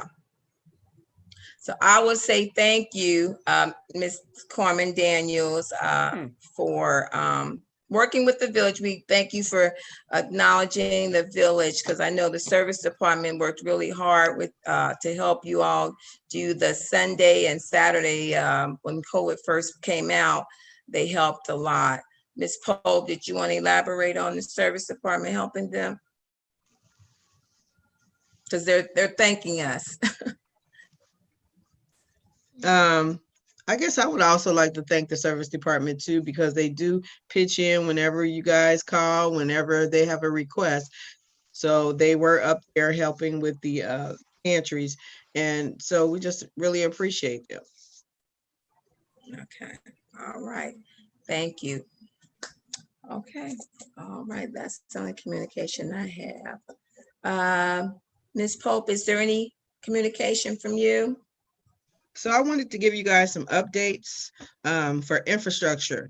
The mayor, you were part of this meeting. We had a meeting with our engineer, Stephanie Roberts, and she gave us some updates on some of the projects that we have going on, which is Safe Routes to School, the 17. She gave us some, she was included in a meeting regarding the right of way. So she was present at that meeting. Matthews and Taylor, in case you guys don't remember me telling you that that project did get approved, reapproved. The funding is available for Matthews and Taylor. First, they had approved us, then they said the funding wasn't available, and now it is available. So Matthews and Taylor will most likely be done 2022. Also on Lindy and Leggett, we talked about the sinkhole. She's going to work with Jamal Willis and see what we can do to finish, or what we need to do to actually have that fixed. We tried to call J.K. Mueller. He was supposed to come out here one day. He didn't. So she's going to work on, getting something done for that sinkhole for us. Also, the sinkhole on Wayne Avenue, she's going to look into that and see what else we need to do to get that street evened out. I know half of the street, the one side belongs to Lachlan and the other side belongs to us. So she's going to work with us in trying to get that fixed. We also talked about completing some bid packets for the remainder of Leggett and other streets. And Mr. Willis, if he's still on here, he can jump in. He had a great idea about doing multiple streets in a combined funding project. So if we're allowed to do that, we want to submit an application for this next round that's coming up to do more than just one street, if that's allowable, so we can get our streets done at a quicker pace. Ms. Pope, Hold on. Okay, is there anything else? Yes. Go Okay, ahead. and we also I'll talked come about. back to you, Ms. Mitchell. Let her finish her thought. Go ahead. So we also talked about speed bumps. She was going to look into that to see what the requirements for, if we can include speed bumps in our future OPWC applications. Then we talked about ODOT resurfacing of Mangham. It was supposed to, once they complete the project, they were supposed to do some resurfacing on Mangham, because that's where the traffic is going to be pouring into more so than ever. So we were going to get together and try to have a conversation with ODOT to get an update information on when they're going to resurface that. In the service department, they're actually preparing for the winter season. So we're looking at the vehicles that need repairs for this year. We have one that Mr. Willis is getting some quotes on, because the salt spreader needs to be fixed. And also the bed is starting to rot out. So we need to see how much that's going to cost to get fixed, so they can have at least one vehicle ready for the winter season. The other vehicle that has the spreader on it, the transmission is going out on that, and it's an older vehicle. So we probably need to look, hopefully Mr. Dukes will be back so we can get in, trying to get a package together for that vehicle. The vehicle was in the 2020 budget. We just haven't looked at anything for that. And the finance department, we are in the middle, or at the beginning anyway, of our 2018-19 audit. We still have a few council members that need to submit their questionnaire that she sent out to all of us. So we still have about 3 council members that need to answer those questions and submit them over to our auditors. And then when we get back, we'll be in the middle of preparing our 2021 appropriations. So we usually start those budget hearings in September. So Mr. Duke should be back and we should be able to get those, get all that information started. And that is about it. I left a message for Emily at Hamilton County so I can get update information on the demolition project that we need to complete. There's several steps that need to be done. So we need to complete that. Then I wanted to talk to her about some of the grants that we have open, the mini grant, get an update on the CDAP grant because we haven't talked about that one in a while. And also just the smaller grants that we have with the 2020 census grant and also the park equipment. So I left her a message today and we're gonna talk tomorrow. She said she'll call me tomorrow and we'll go over all those projects. And that's it. Okay, Ms. Mitchell, you had a question? I got more than one, Mayor. How many? Oh, I didn't know. Go ahead, we were Ms. limited. Mitchell. So, Ms. Pope, on Lindy and Leggett, so J.K. Mueller, you tried to contact them, they haven't come out. There should be something within the bid package or within the contract that will go beyond just the engineers trying to contact them to have them come back out.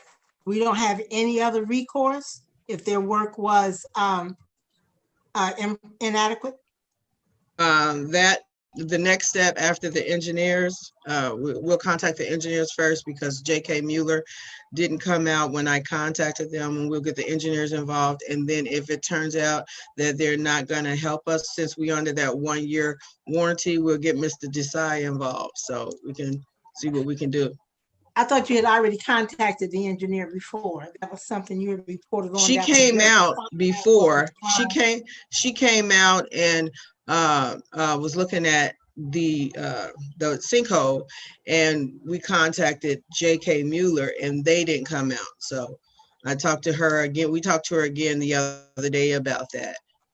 And she's going to do some further research and see what needs to be done. If they don't come out or if they don't complete that work, we'll have to get Mr. Desai involved. Okay. My other question is regarding, you said something about doing for OPWC, doing more than one street. So when you look at doing that, what is that? How is that going to impact our budget? Because we're going to have to come up with part of that, correct? Yes, and that's what we were talking about with Stephanie. I think it was Thursday, we had a meeting with her. And she didn't know if we could actually do that, but it was a great idea that came from Mr. Willis. So we're going to research that and see if that's even something that OPWC will allow. So are you saying submit an application combined as one, as opposed to a couple of applications? Because I think Yes. we've done that before, but I guess my concern is just submitting it, but making sure before we submit it that we will have the funds over the years to be able to pay for it. That's my concern. Because now Right. we're talking about $1 million. Well, we won't. The application that we were talking about was the simple resurfacing. Oh, okay. Job, Complete. not the detail where they have to dig out the whole street and go All right, down. so we're talking about a Band-Aid. Okay. Yes. Okay. And I guess the other question I had was regarding the speed bumps. So did you not do some conversation with the engineers? Have we decided that we wanted to do speed bumps? Is that going to be advantageous with the buses? I thought you had presented some information that was not quite positive about the speed bump. Yes, the previous engineer, when we had a discussion about speed bumps, they said it was a safety issue, and it wasn't a good idea to put the speed bumps in, and also with the amount of stop signs that we have, because, you know, it just wasn't a good idea. But when I was talking to Stephanie, I asked her to see how much it would, if we can even include speed bumps in the application. Okay, I'm So- just, okay, because Mr. I was Daniels thinking got EMT would be a concern as well as Right. yeah, ambulances. But I do want to, I'm gonna come right down to you, Mr. Daniels. I did want to say something about the speed bumps because I have driven through a lot of other municipalities and their street limit and they have stop signs too, but I think it has to do with what type of speed bump it is, because I've seen it in Hyde Park, I've seen it in Bond Hill, and they've had speed bumps. It's just extra layer of street pavement. So I still think that we need to look at it because we're going to be, I'm so serious, and I know Vice Mayor is, about this speeding going on throughout the village and on Dixie. We see it every single day. And so we have to do something.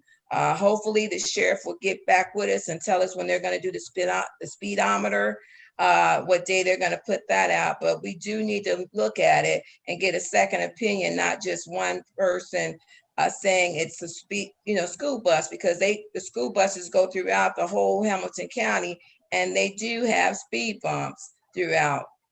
So I just wanted to say that we need to look at it because we're going to have somebody's going to get hurt. Mr. Daniels.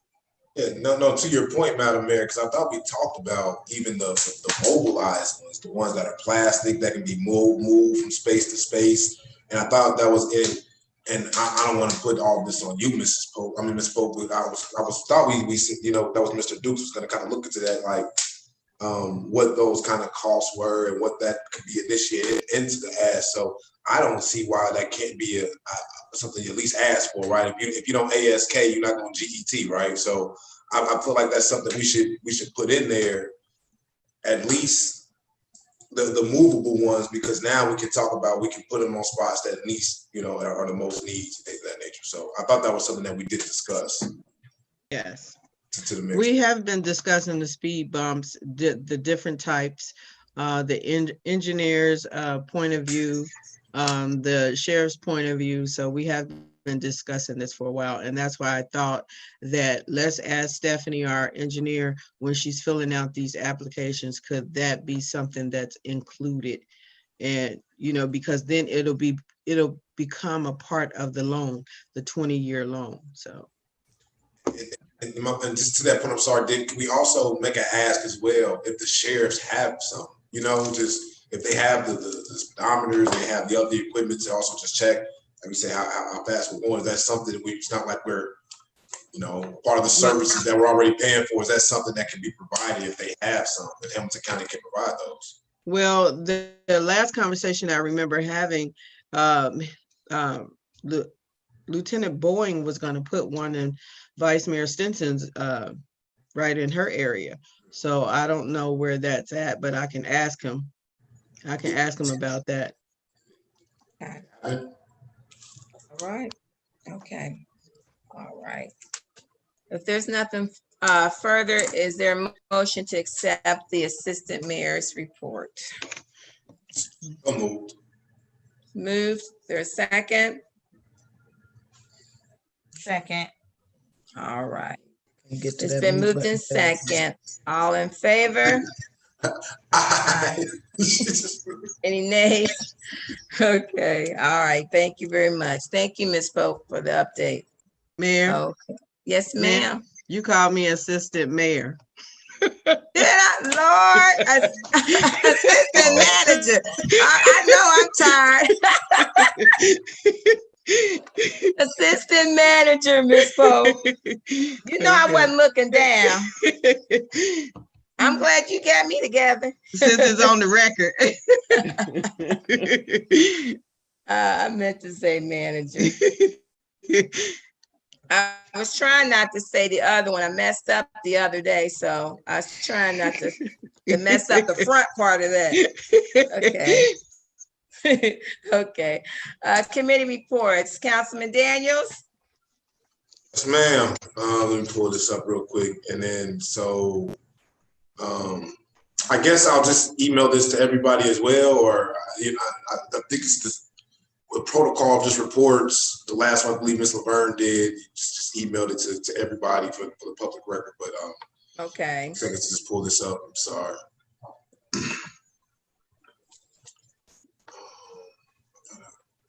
Okay, I'm sorry. Here we go. So the committee report from July. I'm sorry. This is from June the 1st. From June the 1st, 2020. Members in attendance were Chair Councilman Durance Daniels, interim village manager Don Pope, Vice Mayor Jeannie Stinson, at roll call, and then Councilwoman Laverne Mitchell came in later. Old business was just an overview of 2020 goals. Vice Mayor wanted to clarify some things. She asked about the 12-step code enforcement process, if it was completed, and will it be in the newsletter that came out. She also asked, is code enforcer confident and ready to proceed, and will they be able to attend the next law meeting that was scheduled for the first week of July. Are there fines updated in writing? And then at the time, Ms. Rita was going to pull up the codes and check the fees. Has code language been updated by the village solicitor, Mr. Deepak Desai? As we mentioned before about the language of specifically our police chief language being updated so that everything could be in order for execution purposes of any type of fines or things of that nature that we need to take care of.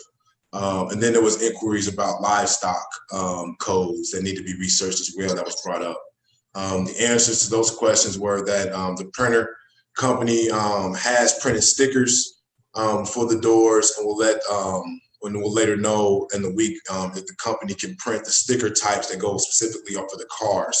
She later went on to say there was an 8-step code enforcement process, and the code enforcer is learning the steps of that piece. And this was back in June, just wanted to clarify.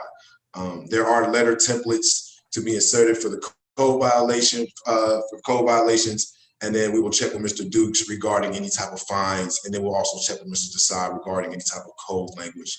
And there's a 4-color sticker code process: white, orange, red, and yellow. Vice Mayor just requests to review the code enforcement 8-step process, and once it's completed, then Madam Mayor just went on to state that she just needed any information regarding any past fines, charges for the meeting that will be taking place later on. Moving on to new business. The Assistant Village Manager discussed the 2021 tax budget and police levy. Just highlights from that is that the 2020 police budget will contain the 2 years of actuals for the years of 2018 and 19, and 2-year estimates for 2020 and 21, if anybody goes back and looks at those meetings. So in 2020, the numbers reflected a 3% increase for the years due to more property tax revenue received. At the time, once again, the 2018 and 19 appropriations, money used from the general fund for the police levy was used to pay the sheriffs and other expenditures. The actuals of 2018 was $370,000 and $303,502 from the police levy, granting a grand total of $673,502,000. The actuals for 2019, once again, just getting into the grand totals. The general police fund appropriations was $505,000, and the police levies monies were $395,000, totaling to $900,000. Obviously a little higher because we had to pay for 2 vehicle purchases in 2019. So that's why the grand total was that. And then as we get into 2020, so my report is a little bit longer, but we had 2 reports, and also we had a presentation as well. So bear with me, I'm trying to push through as fast as possible. But estimates for 2020 for the contract of at that point it was $776,385,000. for the signing contract. However, the actual cost will be $812,000, which is a 3 to 5% increase, which was allowed for the estimate of 2020 for our police budget. So those were the highlights from our police budget conversation. And then as we got on, we had a speaker as well from Hamilton County who talked about the police grant for $9 million. My report is a little bit more detailed because I thought it was important. But once again, for the sake of time, I'm just going to hit on the highlights via the research. So questions were asked about just overall research that'll be done for this grant that Hamilton County was trying to apply for. So some of the things that they touched on is that the research done was done by proven methods to improve policing practices in Lincoln Heights. So the grant is supposed to cover 3 years dealing with communications, and it will be done with the village council on a quarterly basis for data collecting by observing hotspots for crime, including why these areas are hotspots, and suggestions, implementations, and changes based upon collecting the data. Questions that were asked were, how specifically were they going to identify such hotspots, and how were they going to go about community engagement, and why was this grant needed for improvement of community engagement?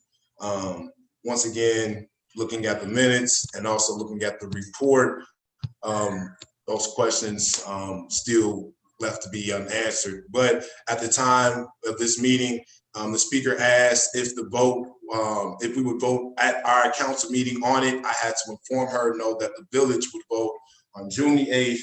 And at that point, we will let Hamilton County know if the council approves their support of the grant or not. Finalizing this, I then had a conversation about just how the Obama Foundation in 2013 had a task force specifically on community policing, and they had a document, and there was some implementations I thought we could use as we talk about community policing, especially as a village of Lincoln Heights in our history of having our own police staff. Myself and Miss Linda Childs Jeter were hopefully praying that we can still work together to find good solutions about how the village can move forward about possibly looking about police reform within the village. So there was no public comments. Miscellaneous business, I was just said, me and Ms. Jeter talked about how we can move forward about making the safety committee work together about potentially moving forward about policing reform in the village. Once again, that's in more details in my report. And then the meeting was adjourned at 6:29 p.m. Once again, sorry for the lengthiness. There was a lot of details in the meeting, but once again, the details, if you need them, are in the report as well in the minutes. So that is my report. Are there any questions from Councilman Daniels? If not, is there a motion to accept the report? Motion to accept. Second. Okay, it's been moved in second. All in favor? Aye. Any nays? Okay, ayes have it. Thank you, Councilman Daniels. Thank you. That probably wore you out, didn't it? It was a good meeting, though. It was a good meeting. A lot of good information was said. It was. Mm-hmm. Yeah. Okay. All right. Next is Well, ma'am, we don't have ma'am. we don't have the economic report, Ms. Williams. It's not on the agenda, is it? I don't not have on the the- agenda, Ms. Williams. No, it isn't. Well, Okay. everybody should Thank have you. it. If you have email, you should have it. Okay, we're gonna move on to old business. We almost there, y'all. Let's get through it. Okay, old business resolution, motion order for resolution 2020 R20, resolution to support the My Brother Keepers Initiative. What's your pleasure, council? I motion to read it by title only. Second. All right. It's been moved in second to read. This is the third reading. It's been moved in second to read by title only. Ms. Randolph? I'm sorry. Do I do the vote, right? I mean, the Roll call. Councilman Durant Daniels, I'm sorry. Yes. Councilwoman Linda Childs Peter. Absent. Councilwoman Phyllis Baber. Absent. Councilwoman Kathy Goodwin Williams. Yes. Councilwoman Laverne Mitchell. Yes. Vice Mayor Jeannie Stinson. Yes. Mayor Ruby Kinsey Mumphrey. Yes. We have 5 A votes, 2 absent. The motion carries. Village of Lincoln Heights, Hamilton County, Ohio. Resolution number 2020-R-20. A resolution to support the My Brother's Keeper initiative.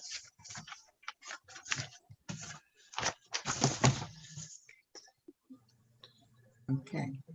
Motion in order to suspend the rules of resolution number 2020-R20. So move. It's been moved. Is there a second? Second. It's been moved in second. Roll call, Ms. Randolph. Councilman Durance Daniels. Yes. Councilwoman Linda Childs Jeter. Absent. Councilwoman Phyllis Baber. Absent. Councilwoman Kathy Goodwin Williams. Yes. Councilwoman Laverne Mitchell. Yes. Vice Mayor Jeannie Stinson. Yes. Mayor Ruby Kinsey Mumphrey. Yes. We have 5 aye votes, 2 absent. The motion passed. Motion in order for passage of resolution 2020-R20. For passage. Second. It's been moved in second. Roll call, Ms. Randolph. Councilman Durance Daniels. Yes. Councilwoman Linda Childs Jeter. Absent. Councilwoman Phyllis Baber. Absent. Councilwoman Kathy Goodwin Williams. Yes. Councilwoman Laverne Mitchell. Yes. Vice Mayor Jeannie Stinson. Yes. Mayor Ruby Kinsey Mumphrey. Yes. We have 5 aye votes. We have 2 who are absent. The motion passed. Let's see.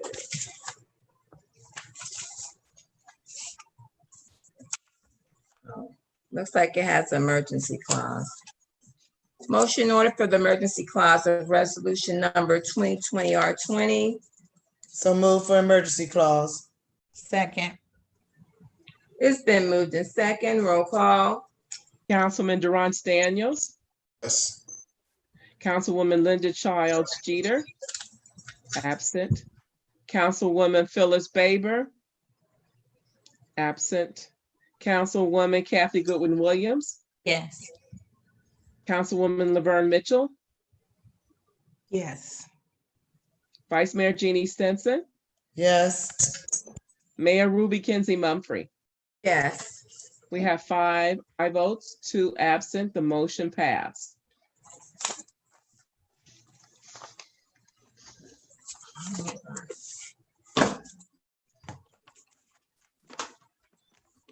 All right.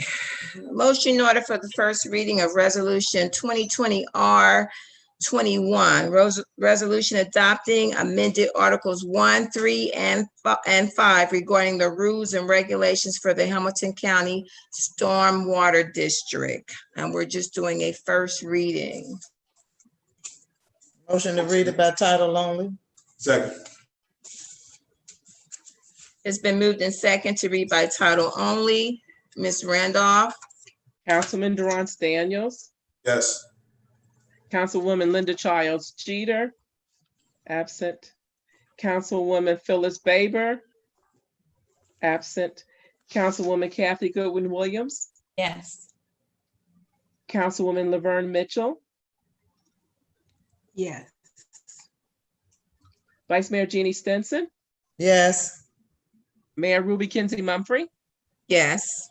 We have 5 aye votes, 2 absent. The motion passed. Thank you. Village of Lincoln Heights, Hamilton County, Ohio, resolution number 2020-R-21. A resolution adopting amended Article 1, 3, and 5 regarding the rules and regulations for the Hamilton County Stormwater District. All right, thank you.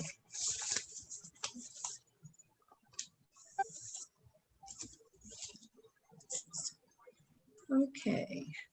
Motion in order for the first reading of resolution number 22.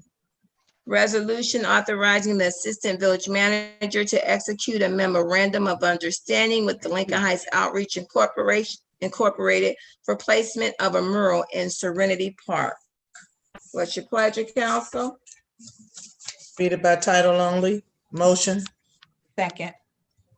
It's been moved and second to read by title only. Roll call, Ms. Randolph. Councilman Durant Daniels, Yes. Councilwoman Linda Childs Jeter, absent. Councilwoman Phyllis Baber, absent. Councilwoman Kathy Goodwin Williams, Yes. Councilwoman Laverne Mitchell, Yes. Vice Mayor Jeannie Stinson, Yes. Mayor Ruby Kinsey Mumphrey. Yes. We have 5 aye votes and we do have 2 absent. The motion passed. Village of Mr. Lincoln Heights. I'm sorry, go ahead. Village of Lincoln Heights, Hamilton County, Ohio, resolution number 2020-R-22. Resolution authorizing the Assistant Village Manager to execute a memorandum of understanding with Lincoln Heights Outreach, Inc. for placement of a mural in Serenity Park. Okay. All right. Is there any questions? Yes, Mr. Desai. So I think there was some discussion in committee of the whole about the installation of brick pavers in the park. Mhm. I wanted to get a sense of from council here how they'd like to see the MOU address that.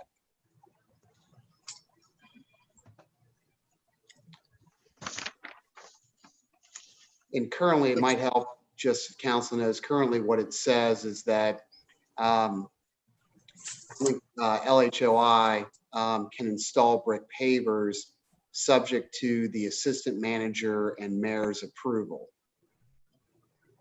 So the question is, do we want to expand that to where it would be other people that would be involved in the approval process, or would we rather just keep that sort of an informal input that LHOI seeks out and still just leave the final approval to the mayor and the assistant manager? Well, Mr. Desai, I had already stated that when Carlton was on, that I thought that it would be appropriate to seek out others, not just council, but the community, because that was a desire of his, and he just thought that obviously that it was appropriate as well. I mean, the final decision can still be the mayor and the assistant manager, but the idea is you get additional information. I think that's appropriate, and I just also think we just want to make sure that when we talk about that, we talk about handicap accessibility. Ms. Thank Goodwin you. Williams. Yeah, I was just gonna say, we've been discussing this for what, about a month or two now. So I think that, there was opportunity and we had discussion about the mural and some of the things that needed to be corrected. I don't think that it's necessary to further pick apart the project. Again, like Vice Mayor said, we have to trust professionals to do what it is that they do and stop getting out of our lane. The residents have elected us because they think that we do what is in their best interest. I don't feel it's necessary that we go to them for every little thing that we do. So there is some time constraint with this project. Let them do the project and confer with the assistant village manager or the village manager as it relates to the pavers that have to go down to make sure that it's done in a safe manner and it's going to be handicap accessible. I don't think anybody else needs to get involved in that. It's going to take probably the month of August to get the project finished. Why continue to impede the progress on this? I saw Vice Mayor. Mayor, I think that when he was asking that, honestly, I think that Carlton was just being respectful, saying that we're willing to listen to whatever somebody has to say. I don't think that he really, now that I'm sitting here thinking, I'm not for sure if he was thinking, oh, I'm gonna get permission from them to see if I can ask people what they think. It's his vision.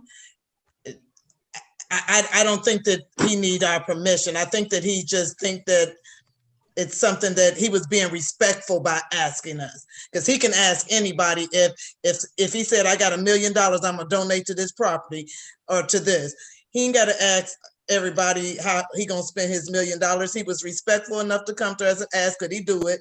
I really believe that we need to allow them to make a good decision on this. And they heard what we had to say, I think.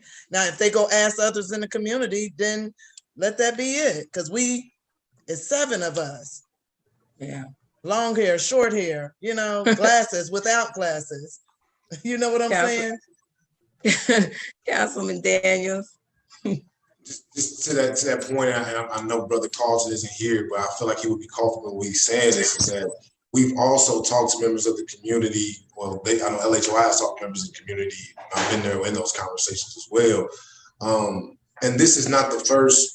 This is just the first of many, right? So the expansion of creating the encyclopedia of our history is not going to be done in one mural. Lincoln Heights is too great for it to be done in one mural. This is going to be a vision of these type of paintings being done throughout the whole community. So not just input on this one, this is just getting the ball rolling and getting the ball started. So I'm once again, like I said, I'm excited about the project, but to get back to Mr. Desai's question, I think when you asked about just the language of it, I think the only thing Mr. Desai was that I think that Carlton was concerned about is that it said assistant village manager or mayor. I think we also just wanted to be clear that if 5 members of council also voted on something, if we just say we wanted to vote on something, when it does to this MOU, I think that also would also be in there as well, right? Because I think that was the only thing that he was concerned about, unless I'm mistaken. And if I'm mistaken, we can move on. But I think that was the only question. No, I mean, that's a good question. So council's approval of the MOU sort of ends council's formal participation in it, if you will. At that point, the MOU takes on its own life, and it's just a guiding document, if you will, for how the project's to be done. And that last phrase, because the brick pavers are sort of a project that's kind of evolving, was just to say, okay, but before you start putting them down, just come back and show us what you're doing so we can sign off on it. Right. I agree with that. Does that answer your question, Mr. Daniels? Yes, sir. Yes, sir, for the record. I know thumbs up doesn't count for the record, so yes. Okay, great. Thank you. Okay. All right. And get back to me. Okay. So we're done with that? All right. So we're gonna move on to move on with it then. All right. So is there a motion to suspend the rules for resolution 2020-22? Motion to suspend. Is there a second?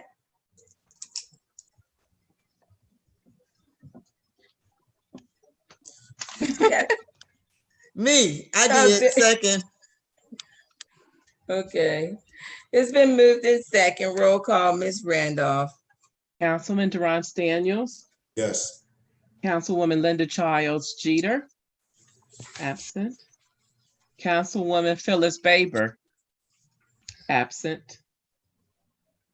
Councilwoman Kathy Goodwin Williams. Yes. Councilwoman Laverne Mitchell. Councilwoman Laverne Mitchell? Is she frozen? Thank you. I'm here. Oh, I'm sorry. Okay. Come back to me, please. Okay. Vice Mayor Jeannie Stinson, Yes. Mayor Ruby Kinsey Mumphrey, Yes. Councilwoman Laverne Mitchell, Yes. we have 5 aye votes, 2 absent, the motion passed. Okay. All right. Motion for passage of resolution 2020 R22. So move for passage. Second. It's been moved in second. Roll call, Ms. Randolph. Councilman Durant Daniels, Yes. Councilwoman Linda Childs Jeter, absent. Councilwoman Phyllis Baber, absent. Councilwoman Kathy Goodwin Williams, Yes. Councilwoman Laverne Mitchell, Yes. Vice Mayor Jeannie Stinson, Yes. Mayor Ruby Kinsey Mumphrey. Yes. We have 5 aye votes, 2 absent, the motion passed.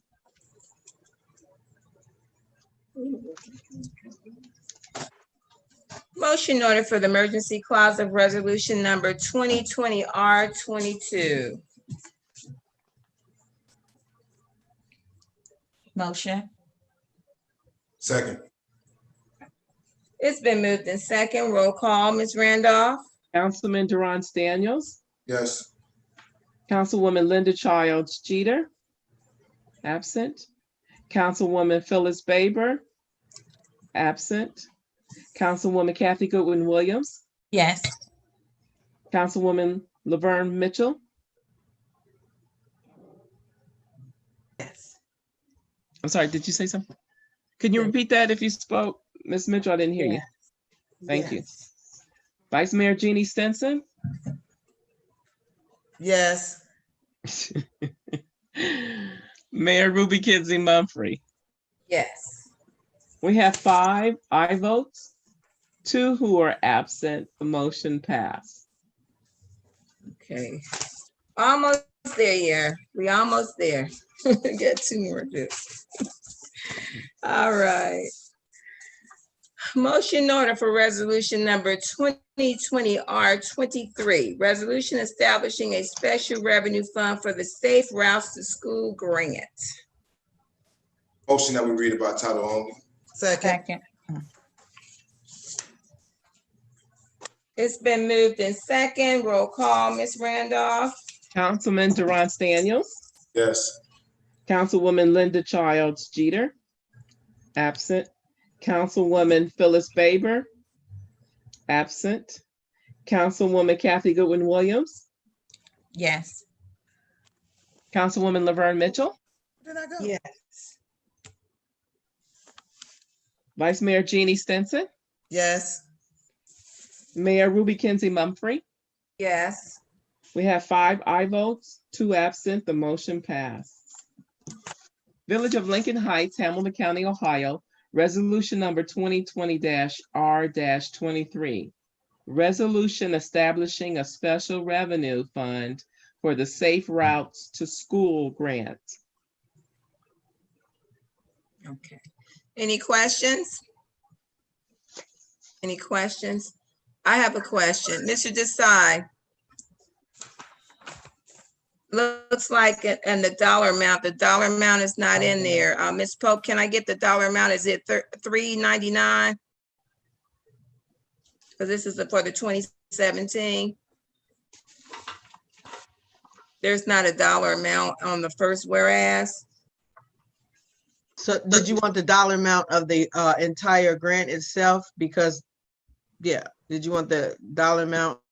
Yeah, so Of the when she entire grant? types it up, she'll have it. Okay, I'll have to get that amount.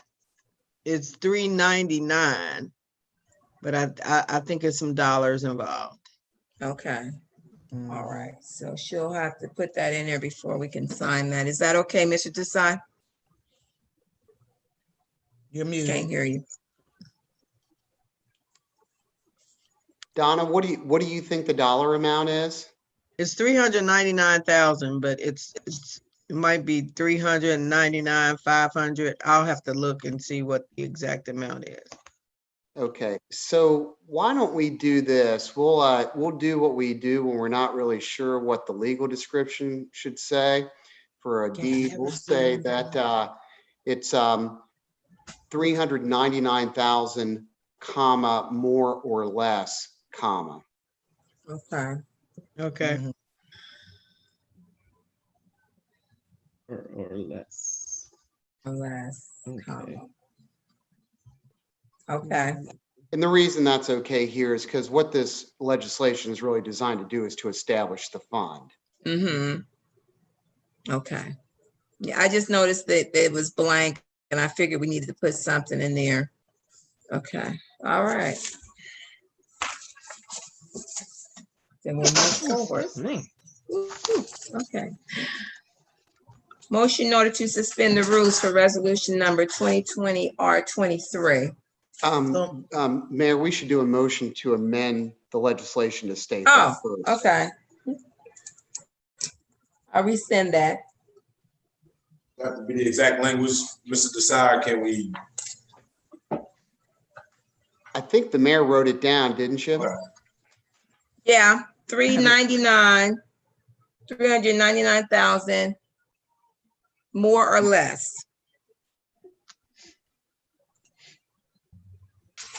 So what would the motion be? Motion to amend resolution number, Alright. I need a motion to amend resolution number 2020 R23 to add 399,000 more or less. I'll second that. We need it moved first. Oh, she can't move it? She can. I thought she was asking for a motion, though. Yeah, Oh. I need a motion. I just wanted y'all to know what it was. So I need to move that in a second. So moved. Councilman Daniels move. What's the second? Second. I thought I Vice moved Mayor, or seconded or Vice something. Okay. Moving and shaking and doing all kind of stuff. So it's been moved in second to amend resolution number 2020 R23. Roll call, Ms. Randolph. Councilman Durant Daniels, Yes. Councilwoman Linda Childs Jeter, absent. Councilwoman Phyllis Baber, absent. Councilwoman Kathy Goodwin Williams, Yes. Councilwoman Laverne Mitchell, Yes. Vice Mayor Jeannie Stinson, Yes. Mayor Ruby Kenzie Mumfree. Yes. We have 5 aye votes, 2 absent, motion passed. Motion in order to suspend the rules of resolution number 2020 R23. So suspend the rules. Second.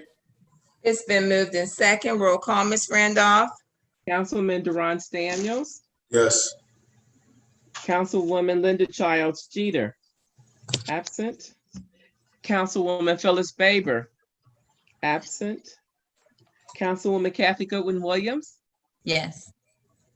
Councilwoman Laverne Mitchell, Yes. Vice Mayor Jeannie Stinson, Yes. Mayor Ruby Kenzie Mumfree. Yes.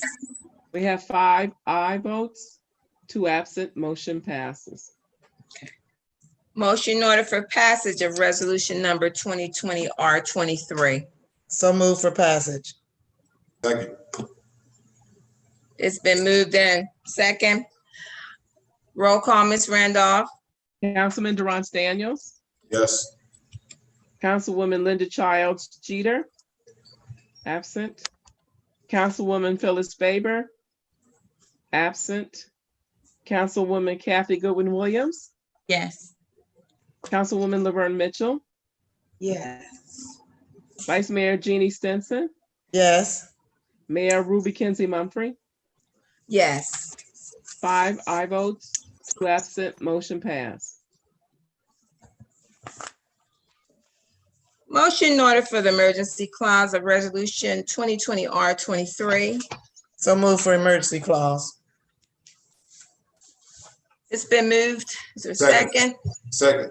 Okay, it's been moved in second. Roll call, Ms. Randolph. Councilman Durant Daniels, Yes. Councilwoman Linda Childs Jeter, absent. Councilwoman Phyllis Baber, absent. Councilwoman Kathy Goodwin Williams, Yes. Councilwoman Laverne Mitchell, Yes. Vice Mayor Jeannie Stinson, Yes. Mayor Ruby Kinsey Mumphrey, Yes. 5 aye votes, 2 absent, motion passed. All right. We did the emergency clause, right? Yes, ma'am, that was just the emergency clause. Okay. I lost my train of thought. We have one left. Okay, motion in order for resolution 2020 R24. Resolution for the special exception permit for the application of Acts 118 Boys Group Home. Motion that Before you go on, just Ms. Pope Wait. wanted to let you all know that her internet kicked her off again. Oh, okay. All right, thank you. Their motion? Uh-oh. Oh, there you go. That's Deepak. Oh. Are we I like the okay? motion that we read it by title only. Can you leave it up, please? Can you leave it up, please? Can you Okay, leave the resolution up, please? Yeah. there you We go. got you. All right. Is there a second? Seconded. It's been moved and second to read resolution number 2020 R24 by title only. Roll call, Ms. Randolph. Councilman Durant Daniels, Yes. Councilwoman Linda Childs Jeter, absent. Councilwoman Phyllis Baber, absent. Councilwoman Kathy Goodwin Williams, Yes. Councilwoman Laverne Mitchell, Yes.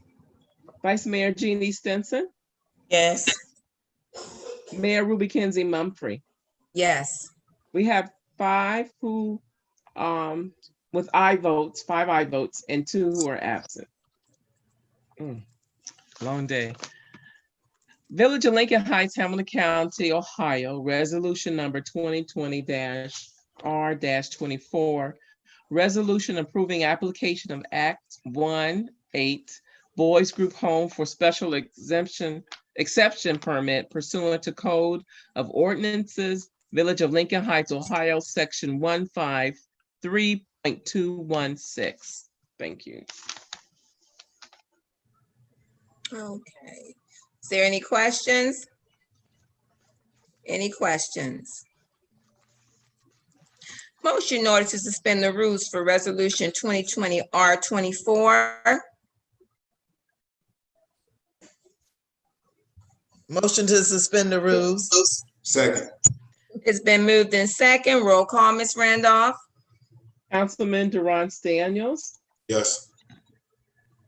Councilwoman Linda Childs Jeter, absent. Councilwoman Phyllis Baber, absent. Councilwoman Kathy Goodwin Williams, Yes. Councilwoman Laverne Mitchell, Yes. Vice Mayor Jeannie Stinson, Yes. Mayor Ruby Kinsey Mumphrey. Yes. 5 aye votes, 2 absent, motion passed. Motion in order for passage of resolution 2020 R24. So moved for passage. Second. It's been moved in second. Roll call. Councilman Durant Daniels, Yes. Councilwoman Linda Childs Jeter, absent. Councilwoman Phyllis Baber, absent. Councilwoman Kathy Goodwin Williams, Yes. Councilwoman Laverne Mitchell, Yes. Vice Mayor Jeannie Stinson, Yes. Mayor Ruby Kinsey Mumphrey. Yes. 5 aye votes, 2 absent, motion passed.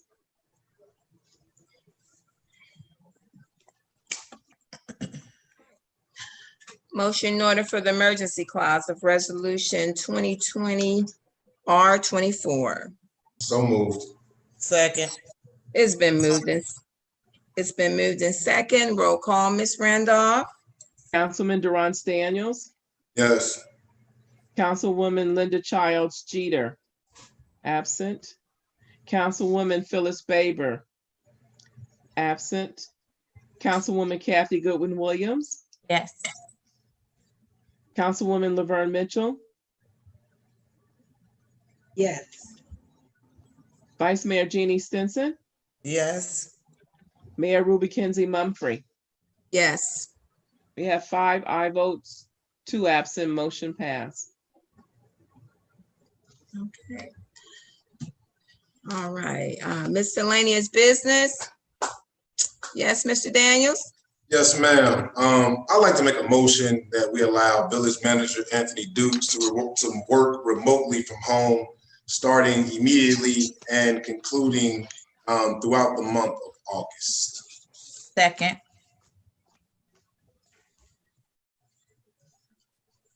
He made the motion. He made the motion. I need a sec. You did I first. seconded. I Okay. second. Yeah, Councilwoman. Mayor, are you going to ask for questions or you're not asking questions? Yeah, no, I'm gonna ask a question. Question. And why are we doing this? What is, so he's not going to do FMLA or what? I'm trying to understand. Well, my plan is, first of all, is even through these conversations, a lot of things are conducted upon what Mr. Dukes is back or not. And given the fact that everything that we're doing is remotely as well, if Mr. Dukes can conduct business, remotely, I think that only allows him to be prepared when he has to come, when quote unquote, when the date that he said is to come back in September. And B, it only progresses the community forward. So the reasoning why that you asked is that you asked me about FMLA. That's not my field. But if we wanted to get into that, there could be another motion made after if we wanted to talk about the first one on the table. But I'm more so concerned about allowing the man to work, even though he's dealing with the situation. He could still work like any other executive is right now. So. And so have you asked him about this or is he willing to do that? I'm not allowed Let to everybody talk ask to their him. questions. Okay, hold on, let's go. Wait a minute, hold on. We're gonna go around so each person have one question. Goodwin Williams, Ms. Williams. I have spoken to him, and yes, he is willing to do that. It never should have been an issue in the first place. Almost everybody in the country, except for essential workers, are working remotely. And what we need to understand is to take, our antiquated ideas about what it means to be at work out of our, and not apply that to everyone. Most everyone is working remotely. So he should have never been forced to take any of his leave. And some of the projects that he was working on, Ms. Pope doesn't necessarily have, she isn't necessarily privy to or equipped to further any of those projects. And before any of those things fall apart, why would we not allow him to come back to work? Vice Mayor Stinson. Does Mr. Dukes want to come back to work and do this? Yes, he said he would. Go ahead, Vice Mayor. Okay, I know that our charter says that something about you have to give a 2-week notice before you come back. Are you saying that he's ready to come back now, and so instead of that 2-week notice, he can go ahead and work remotely for 2 weeks and then actually be in the office after the 2 weeks? Because I'm thinking is maybe he's thinking he needs to quarantine. If you're coming from one state to another, you're supposed to quarantine, I thought, for 14 days. Is that? Well, I think even if with that being in place, quarantine, he would still be working remotely. He would still be working here in Cincinnati. Go ahead, Councilman Daniels. I'm gonna Just to clarify the motion for Vice Mayor, that's why I was saying that we are allowing him to work remotely. I want to make sure that my language was clear, that we're allowing him to work remotely from home starting immediately, but then concluding throughout the month of August. So that way, August is about to come around here in the next couple of days.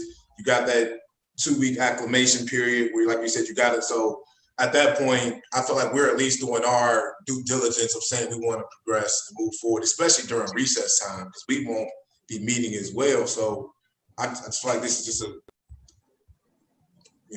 so yes, ma'am. I hope that answers your question. I'm just leaving where I was thinking on the motion. So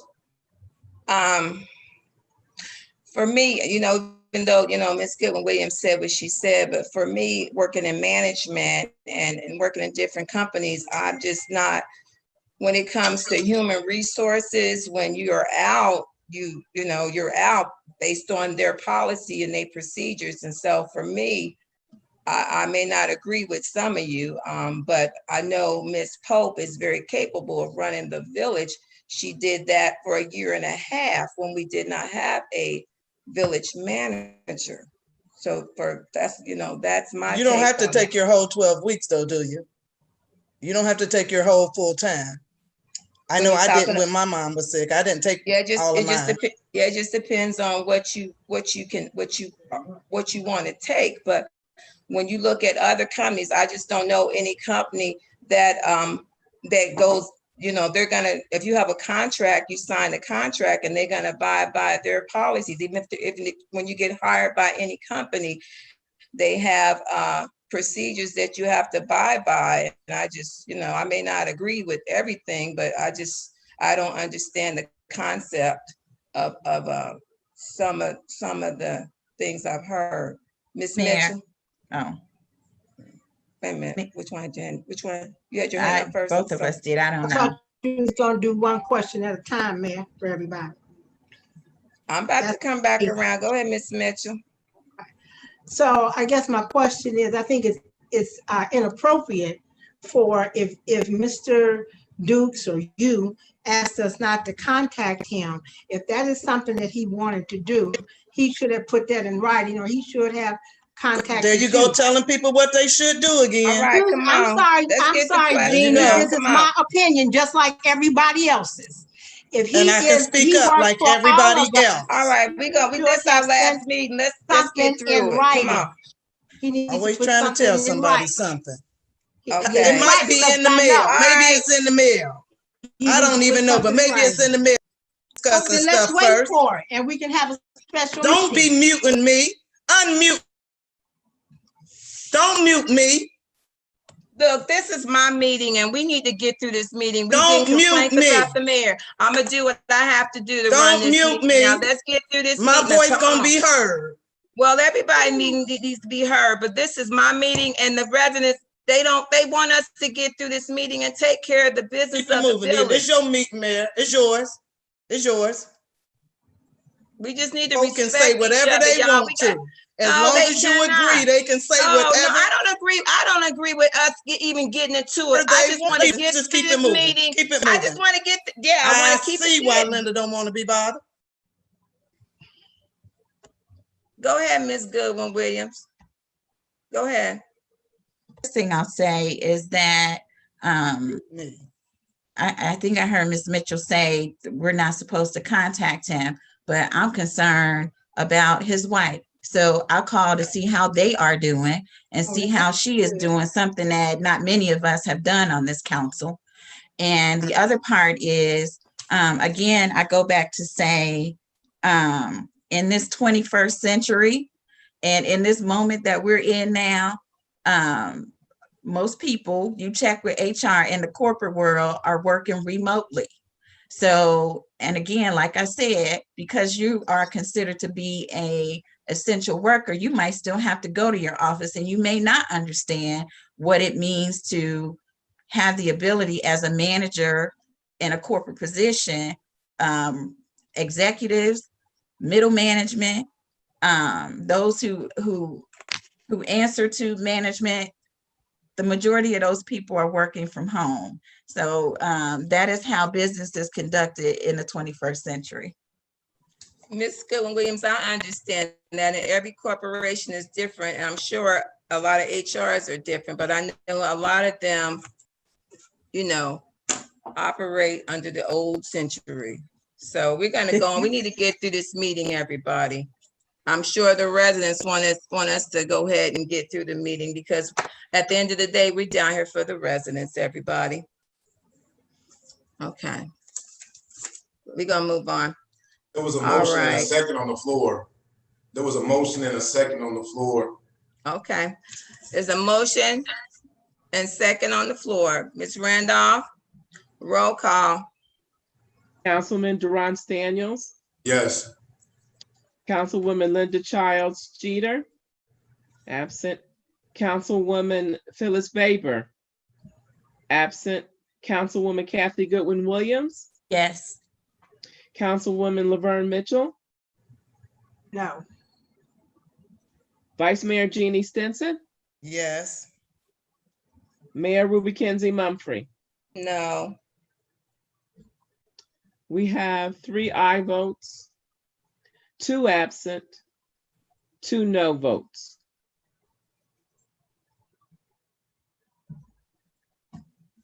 Do you pass it if you have 3 aye votes? Does it pass under this? No, ma'am. Yes, it Okay. does. It's a Yes, majority it vote. A does. super majority is does. not needed. No, Mayor, it's I have not. a question. Majority is not needed in this vote. Go ahead, Ms. Mitchell. Well, first of all, you always need a majority. You just This don't is need to- majority. I said super Right, but majority you is just not said necessary. Oh, you didn't say super. So, Mr. Desai. Yes, I So did. the question I said a becomes, super majority how is do not you necessary. begin to work through that? Because Don't mute you. how do you begin to work through that? I mean, if he is supposed to be on FMLA, I mean, I don't understand how the mechanics of it. I don't have a problem with the motion passing, but I am a process person. And so we need to understand how that is to work and what we need to begin to set some accountabilities so that we understand what is going on while he is working from home.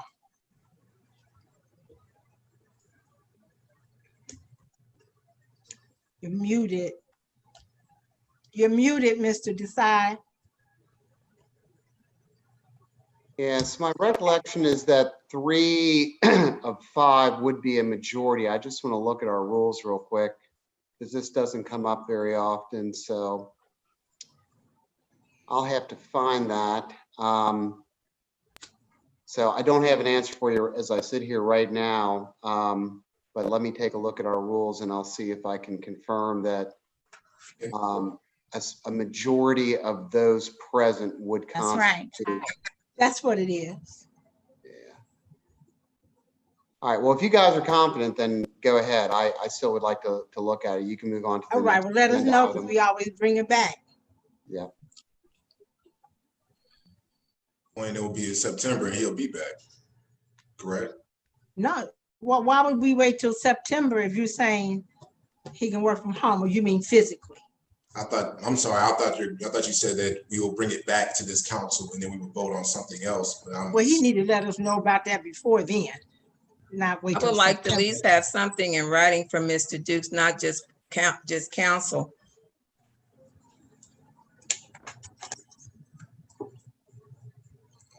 Okay.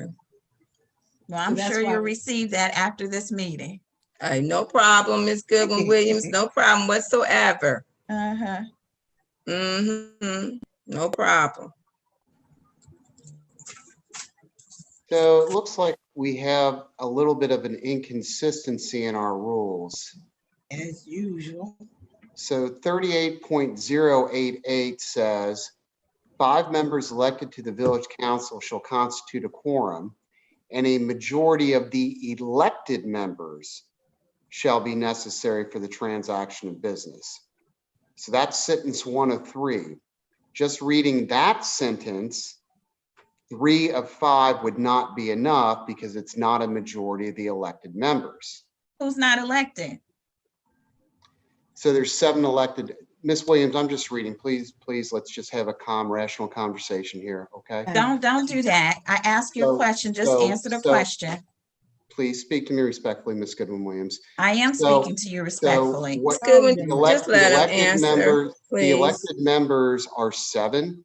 So a majority of the elected members would be 4 of 7. So that's what the first sentence states. The last sentence states, when a quorum is present, a majority vote of those members shall be sufficient to transact all business. Mhm. So sentence 1 and sentence 3 are inconsistent with one another. So Mrs. Sy, is that in the rules of Where- council? That's section 38.088 of our Code of Ordinances. Okay. So in order to change it, that takes, to correct that, that takes the vote of the people. That is not in the rules of council, correct? That is in the rules of council. It's not in the Oh, charter. okay, so we can change it to make it correct, whichever is the best way to do it. That's my point.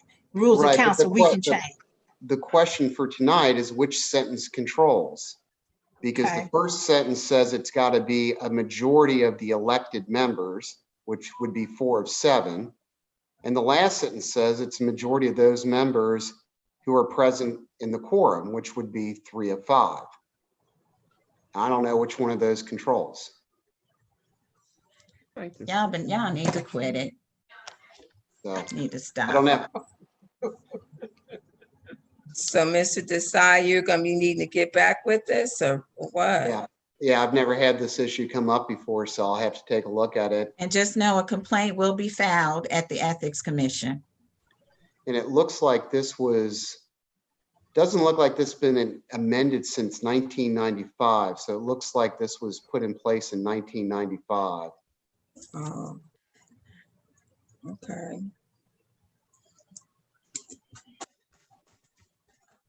Yeah, so this was part, I think 1995 is when the most recent revisions were done, yeah. So I see some provisions that were amended, but this looks like one of the original provisions that was put in 25 years ago. Oh, okay.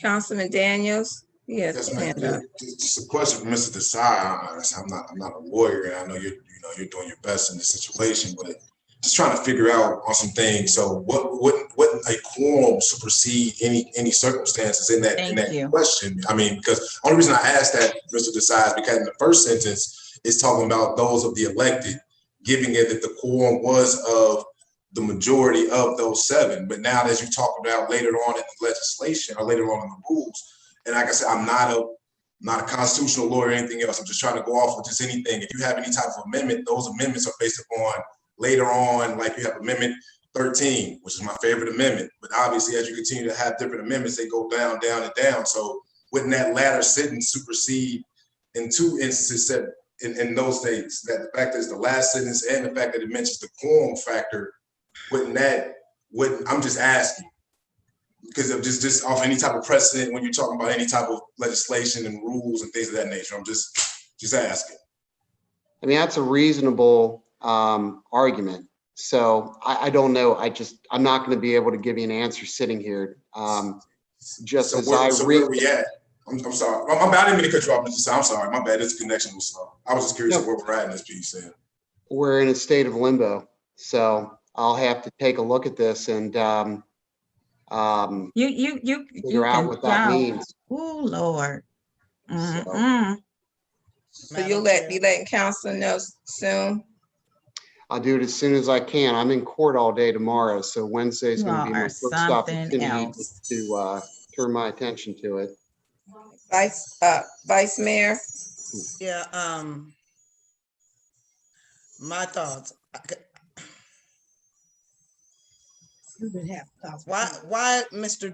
Mr. Desai, since this motion has been made and we're not for sure if the majority has it or it doesn't, I know you said you're in court all day. Right now, we need a little bit of leadership, because as you can see, folks are getting a little, it's not together right now. So we need somebody to step in, and I'm thinking you're the village lawyer. Why? No, that's not a decision for him to make. Council voted. I'm not, you don't even know what I'm getting ready to say. Okay, go ahead. Yeah, let me say this, because I'm not for sure. I don't know how it would look either for 2 weeks and then you come back to work. That would be something that it has to be some kind of way that it can be figured out. Because just, you know what, forget it. Just forget it. Please, I'm not even gonna say anything. Please. I'm gonna stop. So Mr. Desai, sounds like we're gonna need to have a special meeting. Are you gonna get this information to us? We need to know. Yeah, I mean, I don't soon. think you need a special meeting. I mean, the vote is the vote. So Okay. if Mr. Daniels' argument is correct, then Mhm. 3 of the 5 present would carry the day. If that first sentence is correct, then you would need 4 of the elected members to council. And so it would not carry the day. So it's just a question of me trying to find some authority that's dealt with this situation before and determine which one of these provisions controls. We are the authority. That's the problem. We are, and we don't know that we are. We rely, refer things to you that we can handle as council. That's all I'm gonna say about that right now. Okay, so Mr. Please, Madam Desai, you're Mayor. the attorney. None of us around the table is attorneys. So Speak we're for gonna yourself. rely on I've done you. the research. It's a matter Like of I reading. said, Mr. Read. It's a Desai, matter let of me finish. reading. Ms. Goodwin Williams, let me finish. We paying Mr. Desai to be our lawyer. Let's let him do the research and get back. And if it is what it is, then Mr. Deuce come back. That's all I'm saying. Jesus. Yes, Madam Mayor, Mr. please. Daniels. I just want to say this, please, and it kind of gets back to Ms. Nettie's point that just I don't want to condone anybody's leadership. I don't even want to sit here and do this pitter patter thing. I'm just giving my opinion as a council member and where I see things. Right, you have a fraction council who's all they're asking for is just stability, some type of stability, and just a guiding force through the month of August. Like we're not asking for something that's gonna harm the community, and we only need 4 votes. We only need 4 votes. Like we're right there. We're not asking for anything that's gonna break the community. We're just asking, we're just making a motion that just says the man can work. We don't need 4 votes. But I know Miss Kathy. But I'm just saying right now we can resolve this, and we don't even have to do all this. You're not gonna get that, Durance. You're not gonna get that. So you're not gonna get that. So I'm just stating that what does more harm than good is my question. They'd rather see it fall apart than call him back. I have more faith. I got more faith than that. So I'm hoping that just seeing where the council is and what we're asking for, we just asking for allow the man to just do Zoom meetings, that we can just call the man. We're not asking for a lot. Ridiculous. What else is on the agenda, Mayor? I have a piece of miscellaneous business. Are we done with this part, Mr. Desai? I've been done with it for a while. I'm not sure if anyone else wants to make comments about it. I'm done with it too. Ms. Goodwin Williams said miscellaneous. Go ahead, Miss Williams. So, but before we move on, what is the resolve? He said he would get back with us as soon as possible with the information. Okay, by weeks before the end of the week?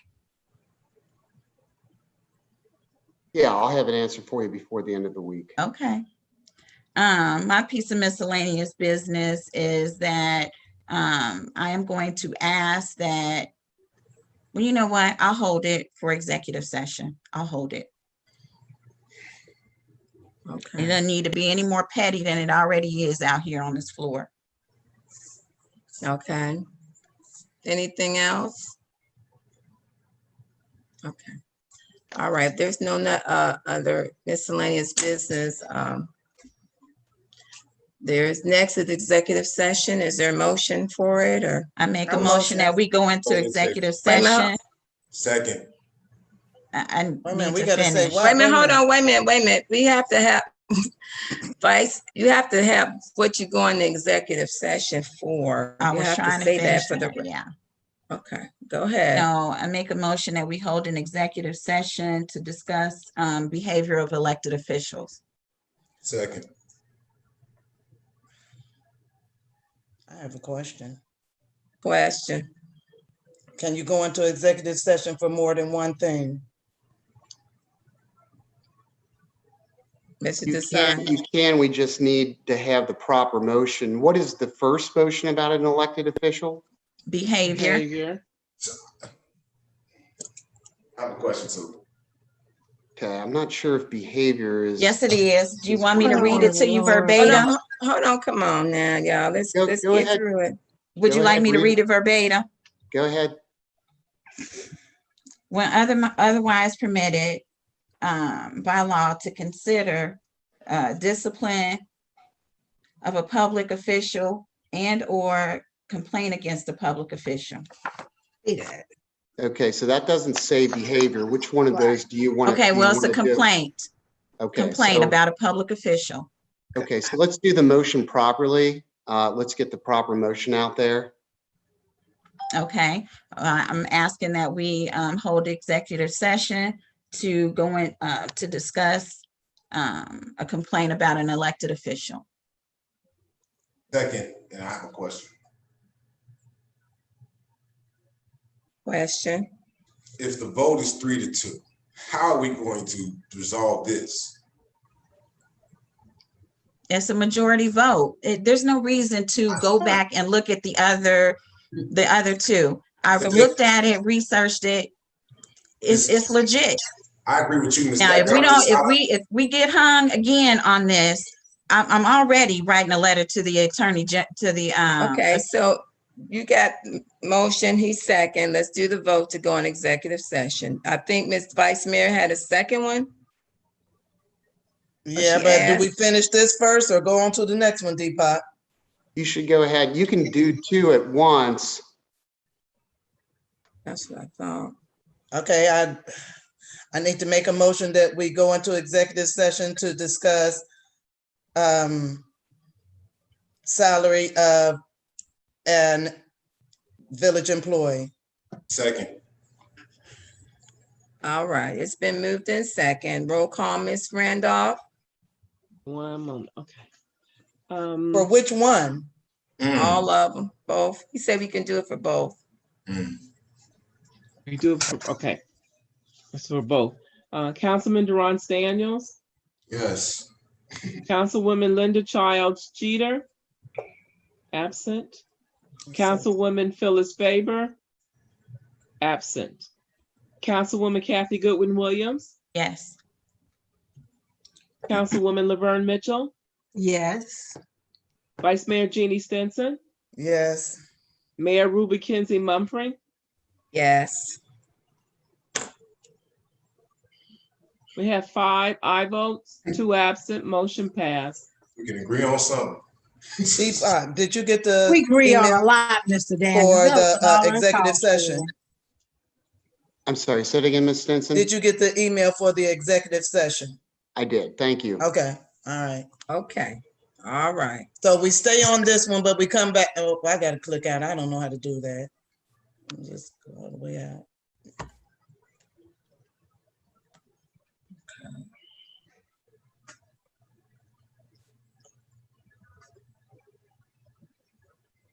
So you guys start now with the executive session and then come back. Is that correct? Am I understanding?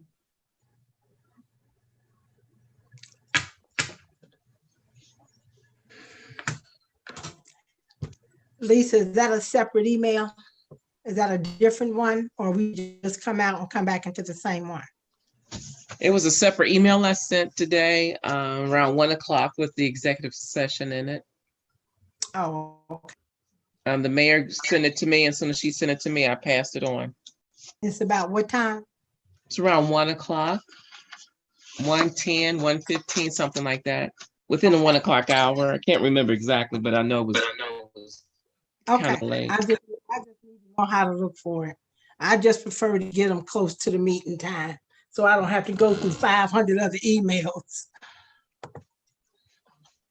Okay, so I guess I'll just stay on and wait till you guys come back.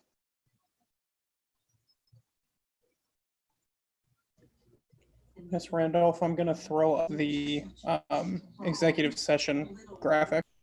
Okay, thank you. I'm just going to mute myself and just walk away for a few minutes. I guess they'll be in there for some time.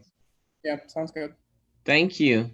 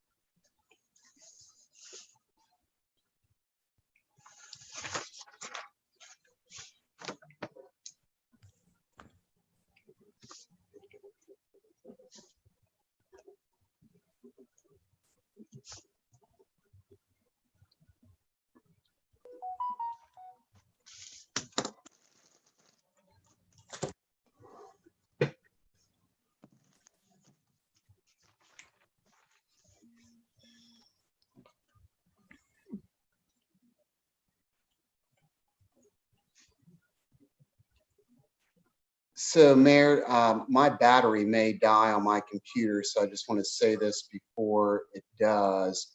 We'll need, we're now back in an executive session. The time is such and such, and then ask the clerk to do a roll call.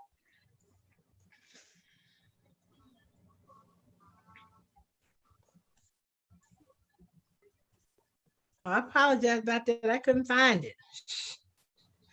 Mayor, you're on mute. There you Okay, go. I got it. I saw it. Okay. The Village of Lincoln Heights is now back in session. The time is 10:23. Today's date, Monday, July 27th. Roll call, Ms. Randolph. Councilman Durant Daniels. Present. Did he speak? I'm sorry. He said present. Okay, I'm sorry. Couldn't hear you. I'm sorry. Councilwoman Linda Childs Jeter. Absent. Councilwoman Phyllis Baber. Absent. Councilwoman Kathy Goodwin Williams. Present. Councilwoman Laverne Mitchell. Present. Vice Mayor Jeannie Stinson. Present. Mayor Ruby Kinsey Mumphrey. Present. We have 5 who are present, and we do have 2 who are absent. We do have a quorum. I like the motion that we adjourn. Second. It's been moved in second. All in favor? Aye. Everybody have a safe 30 days.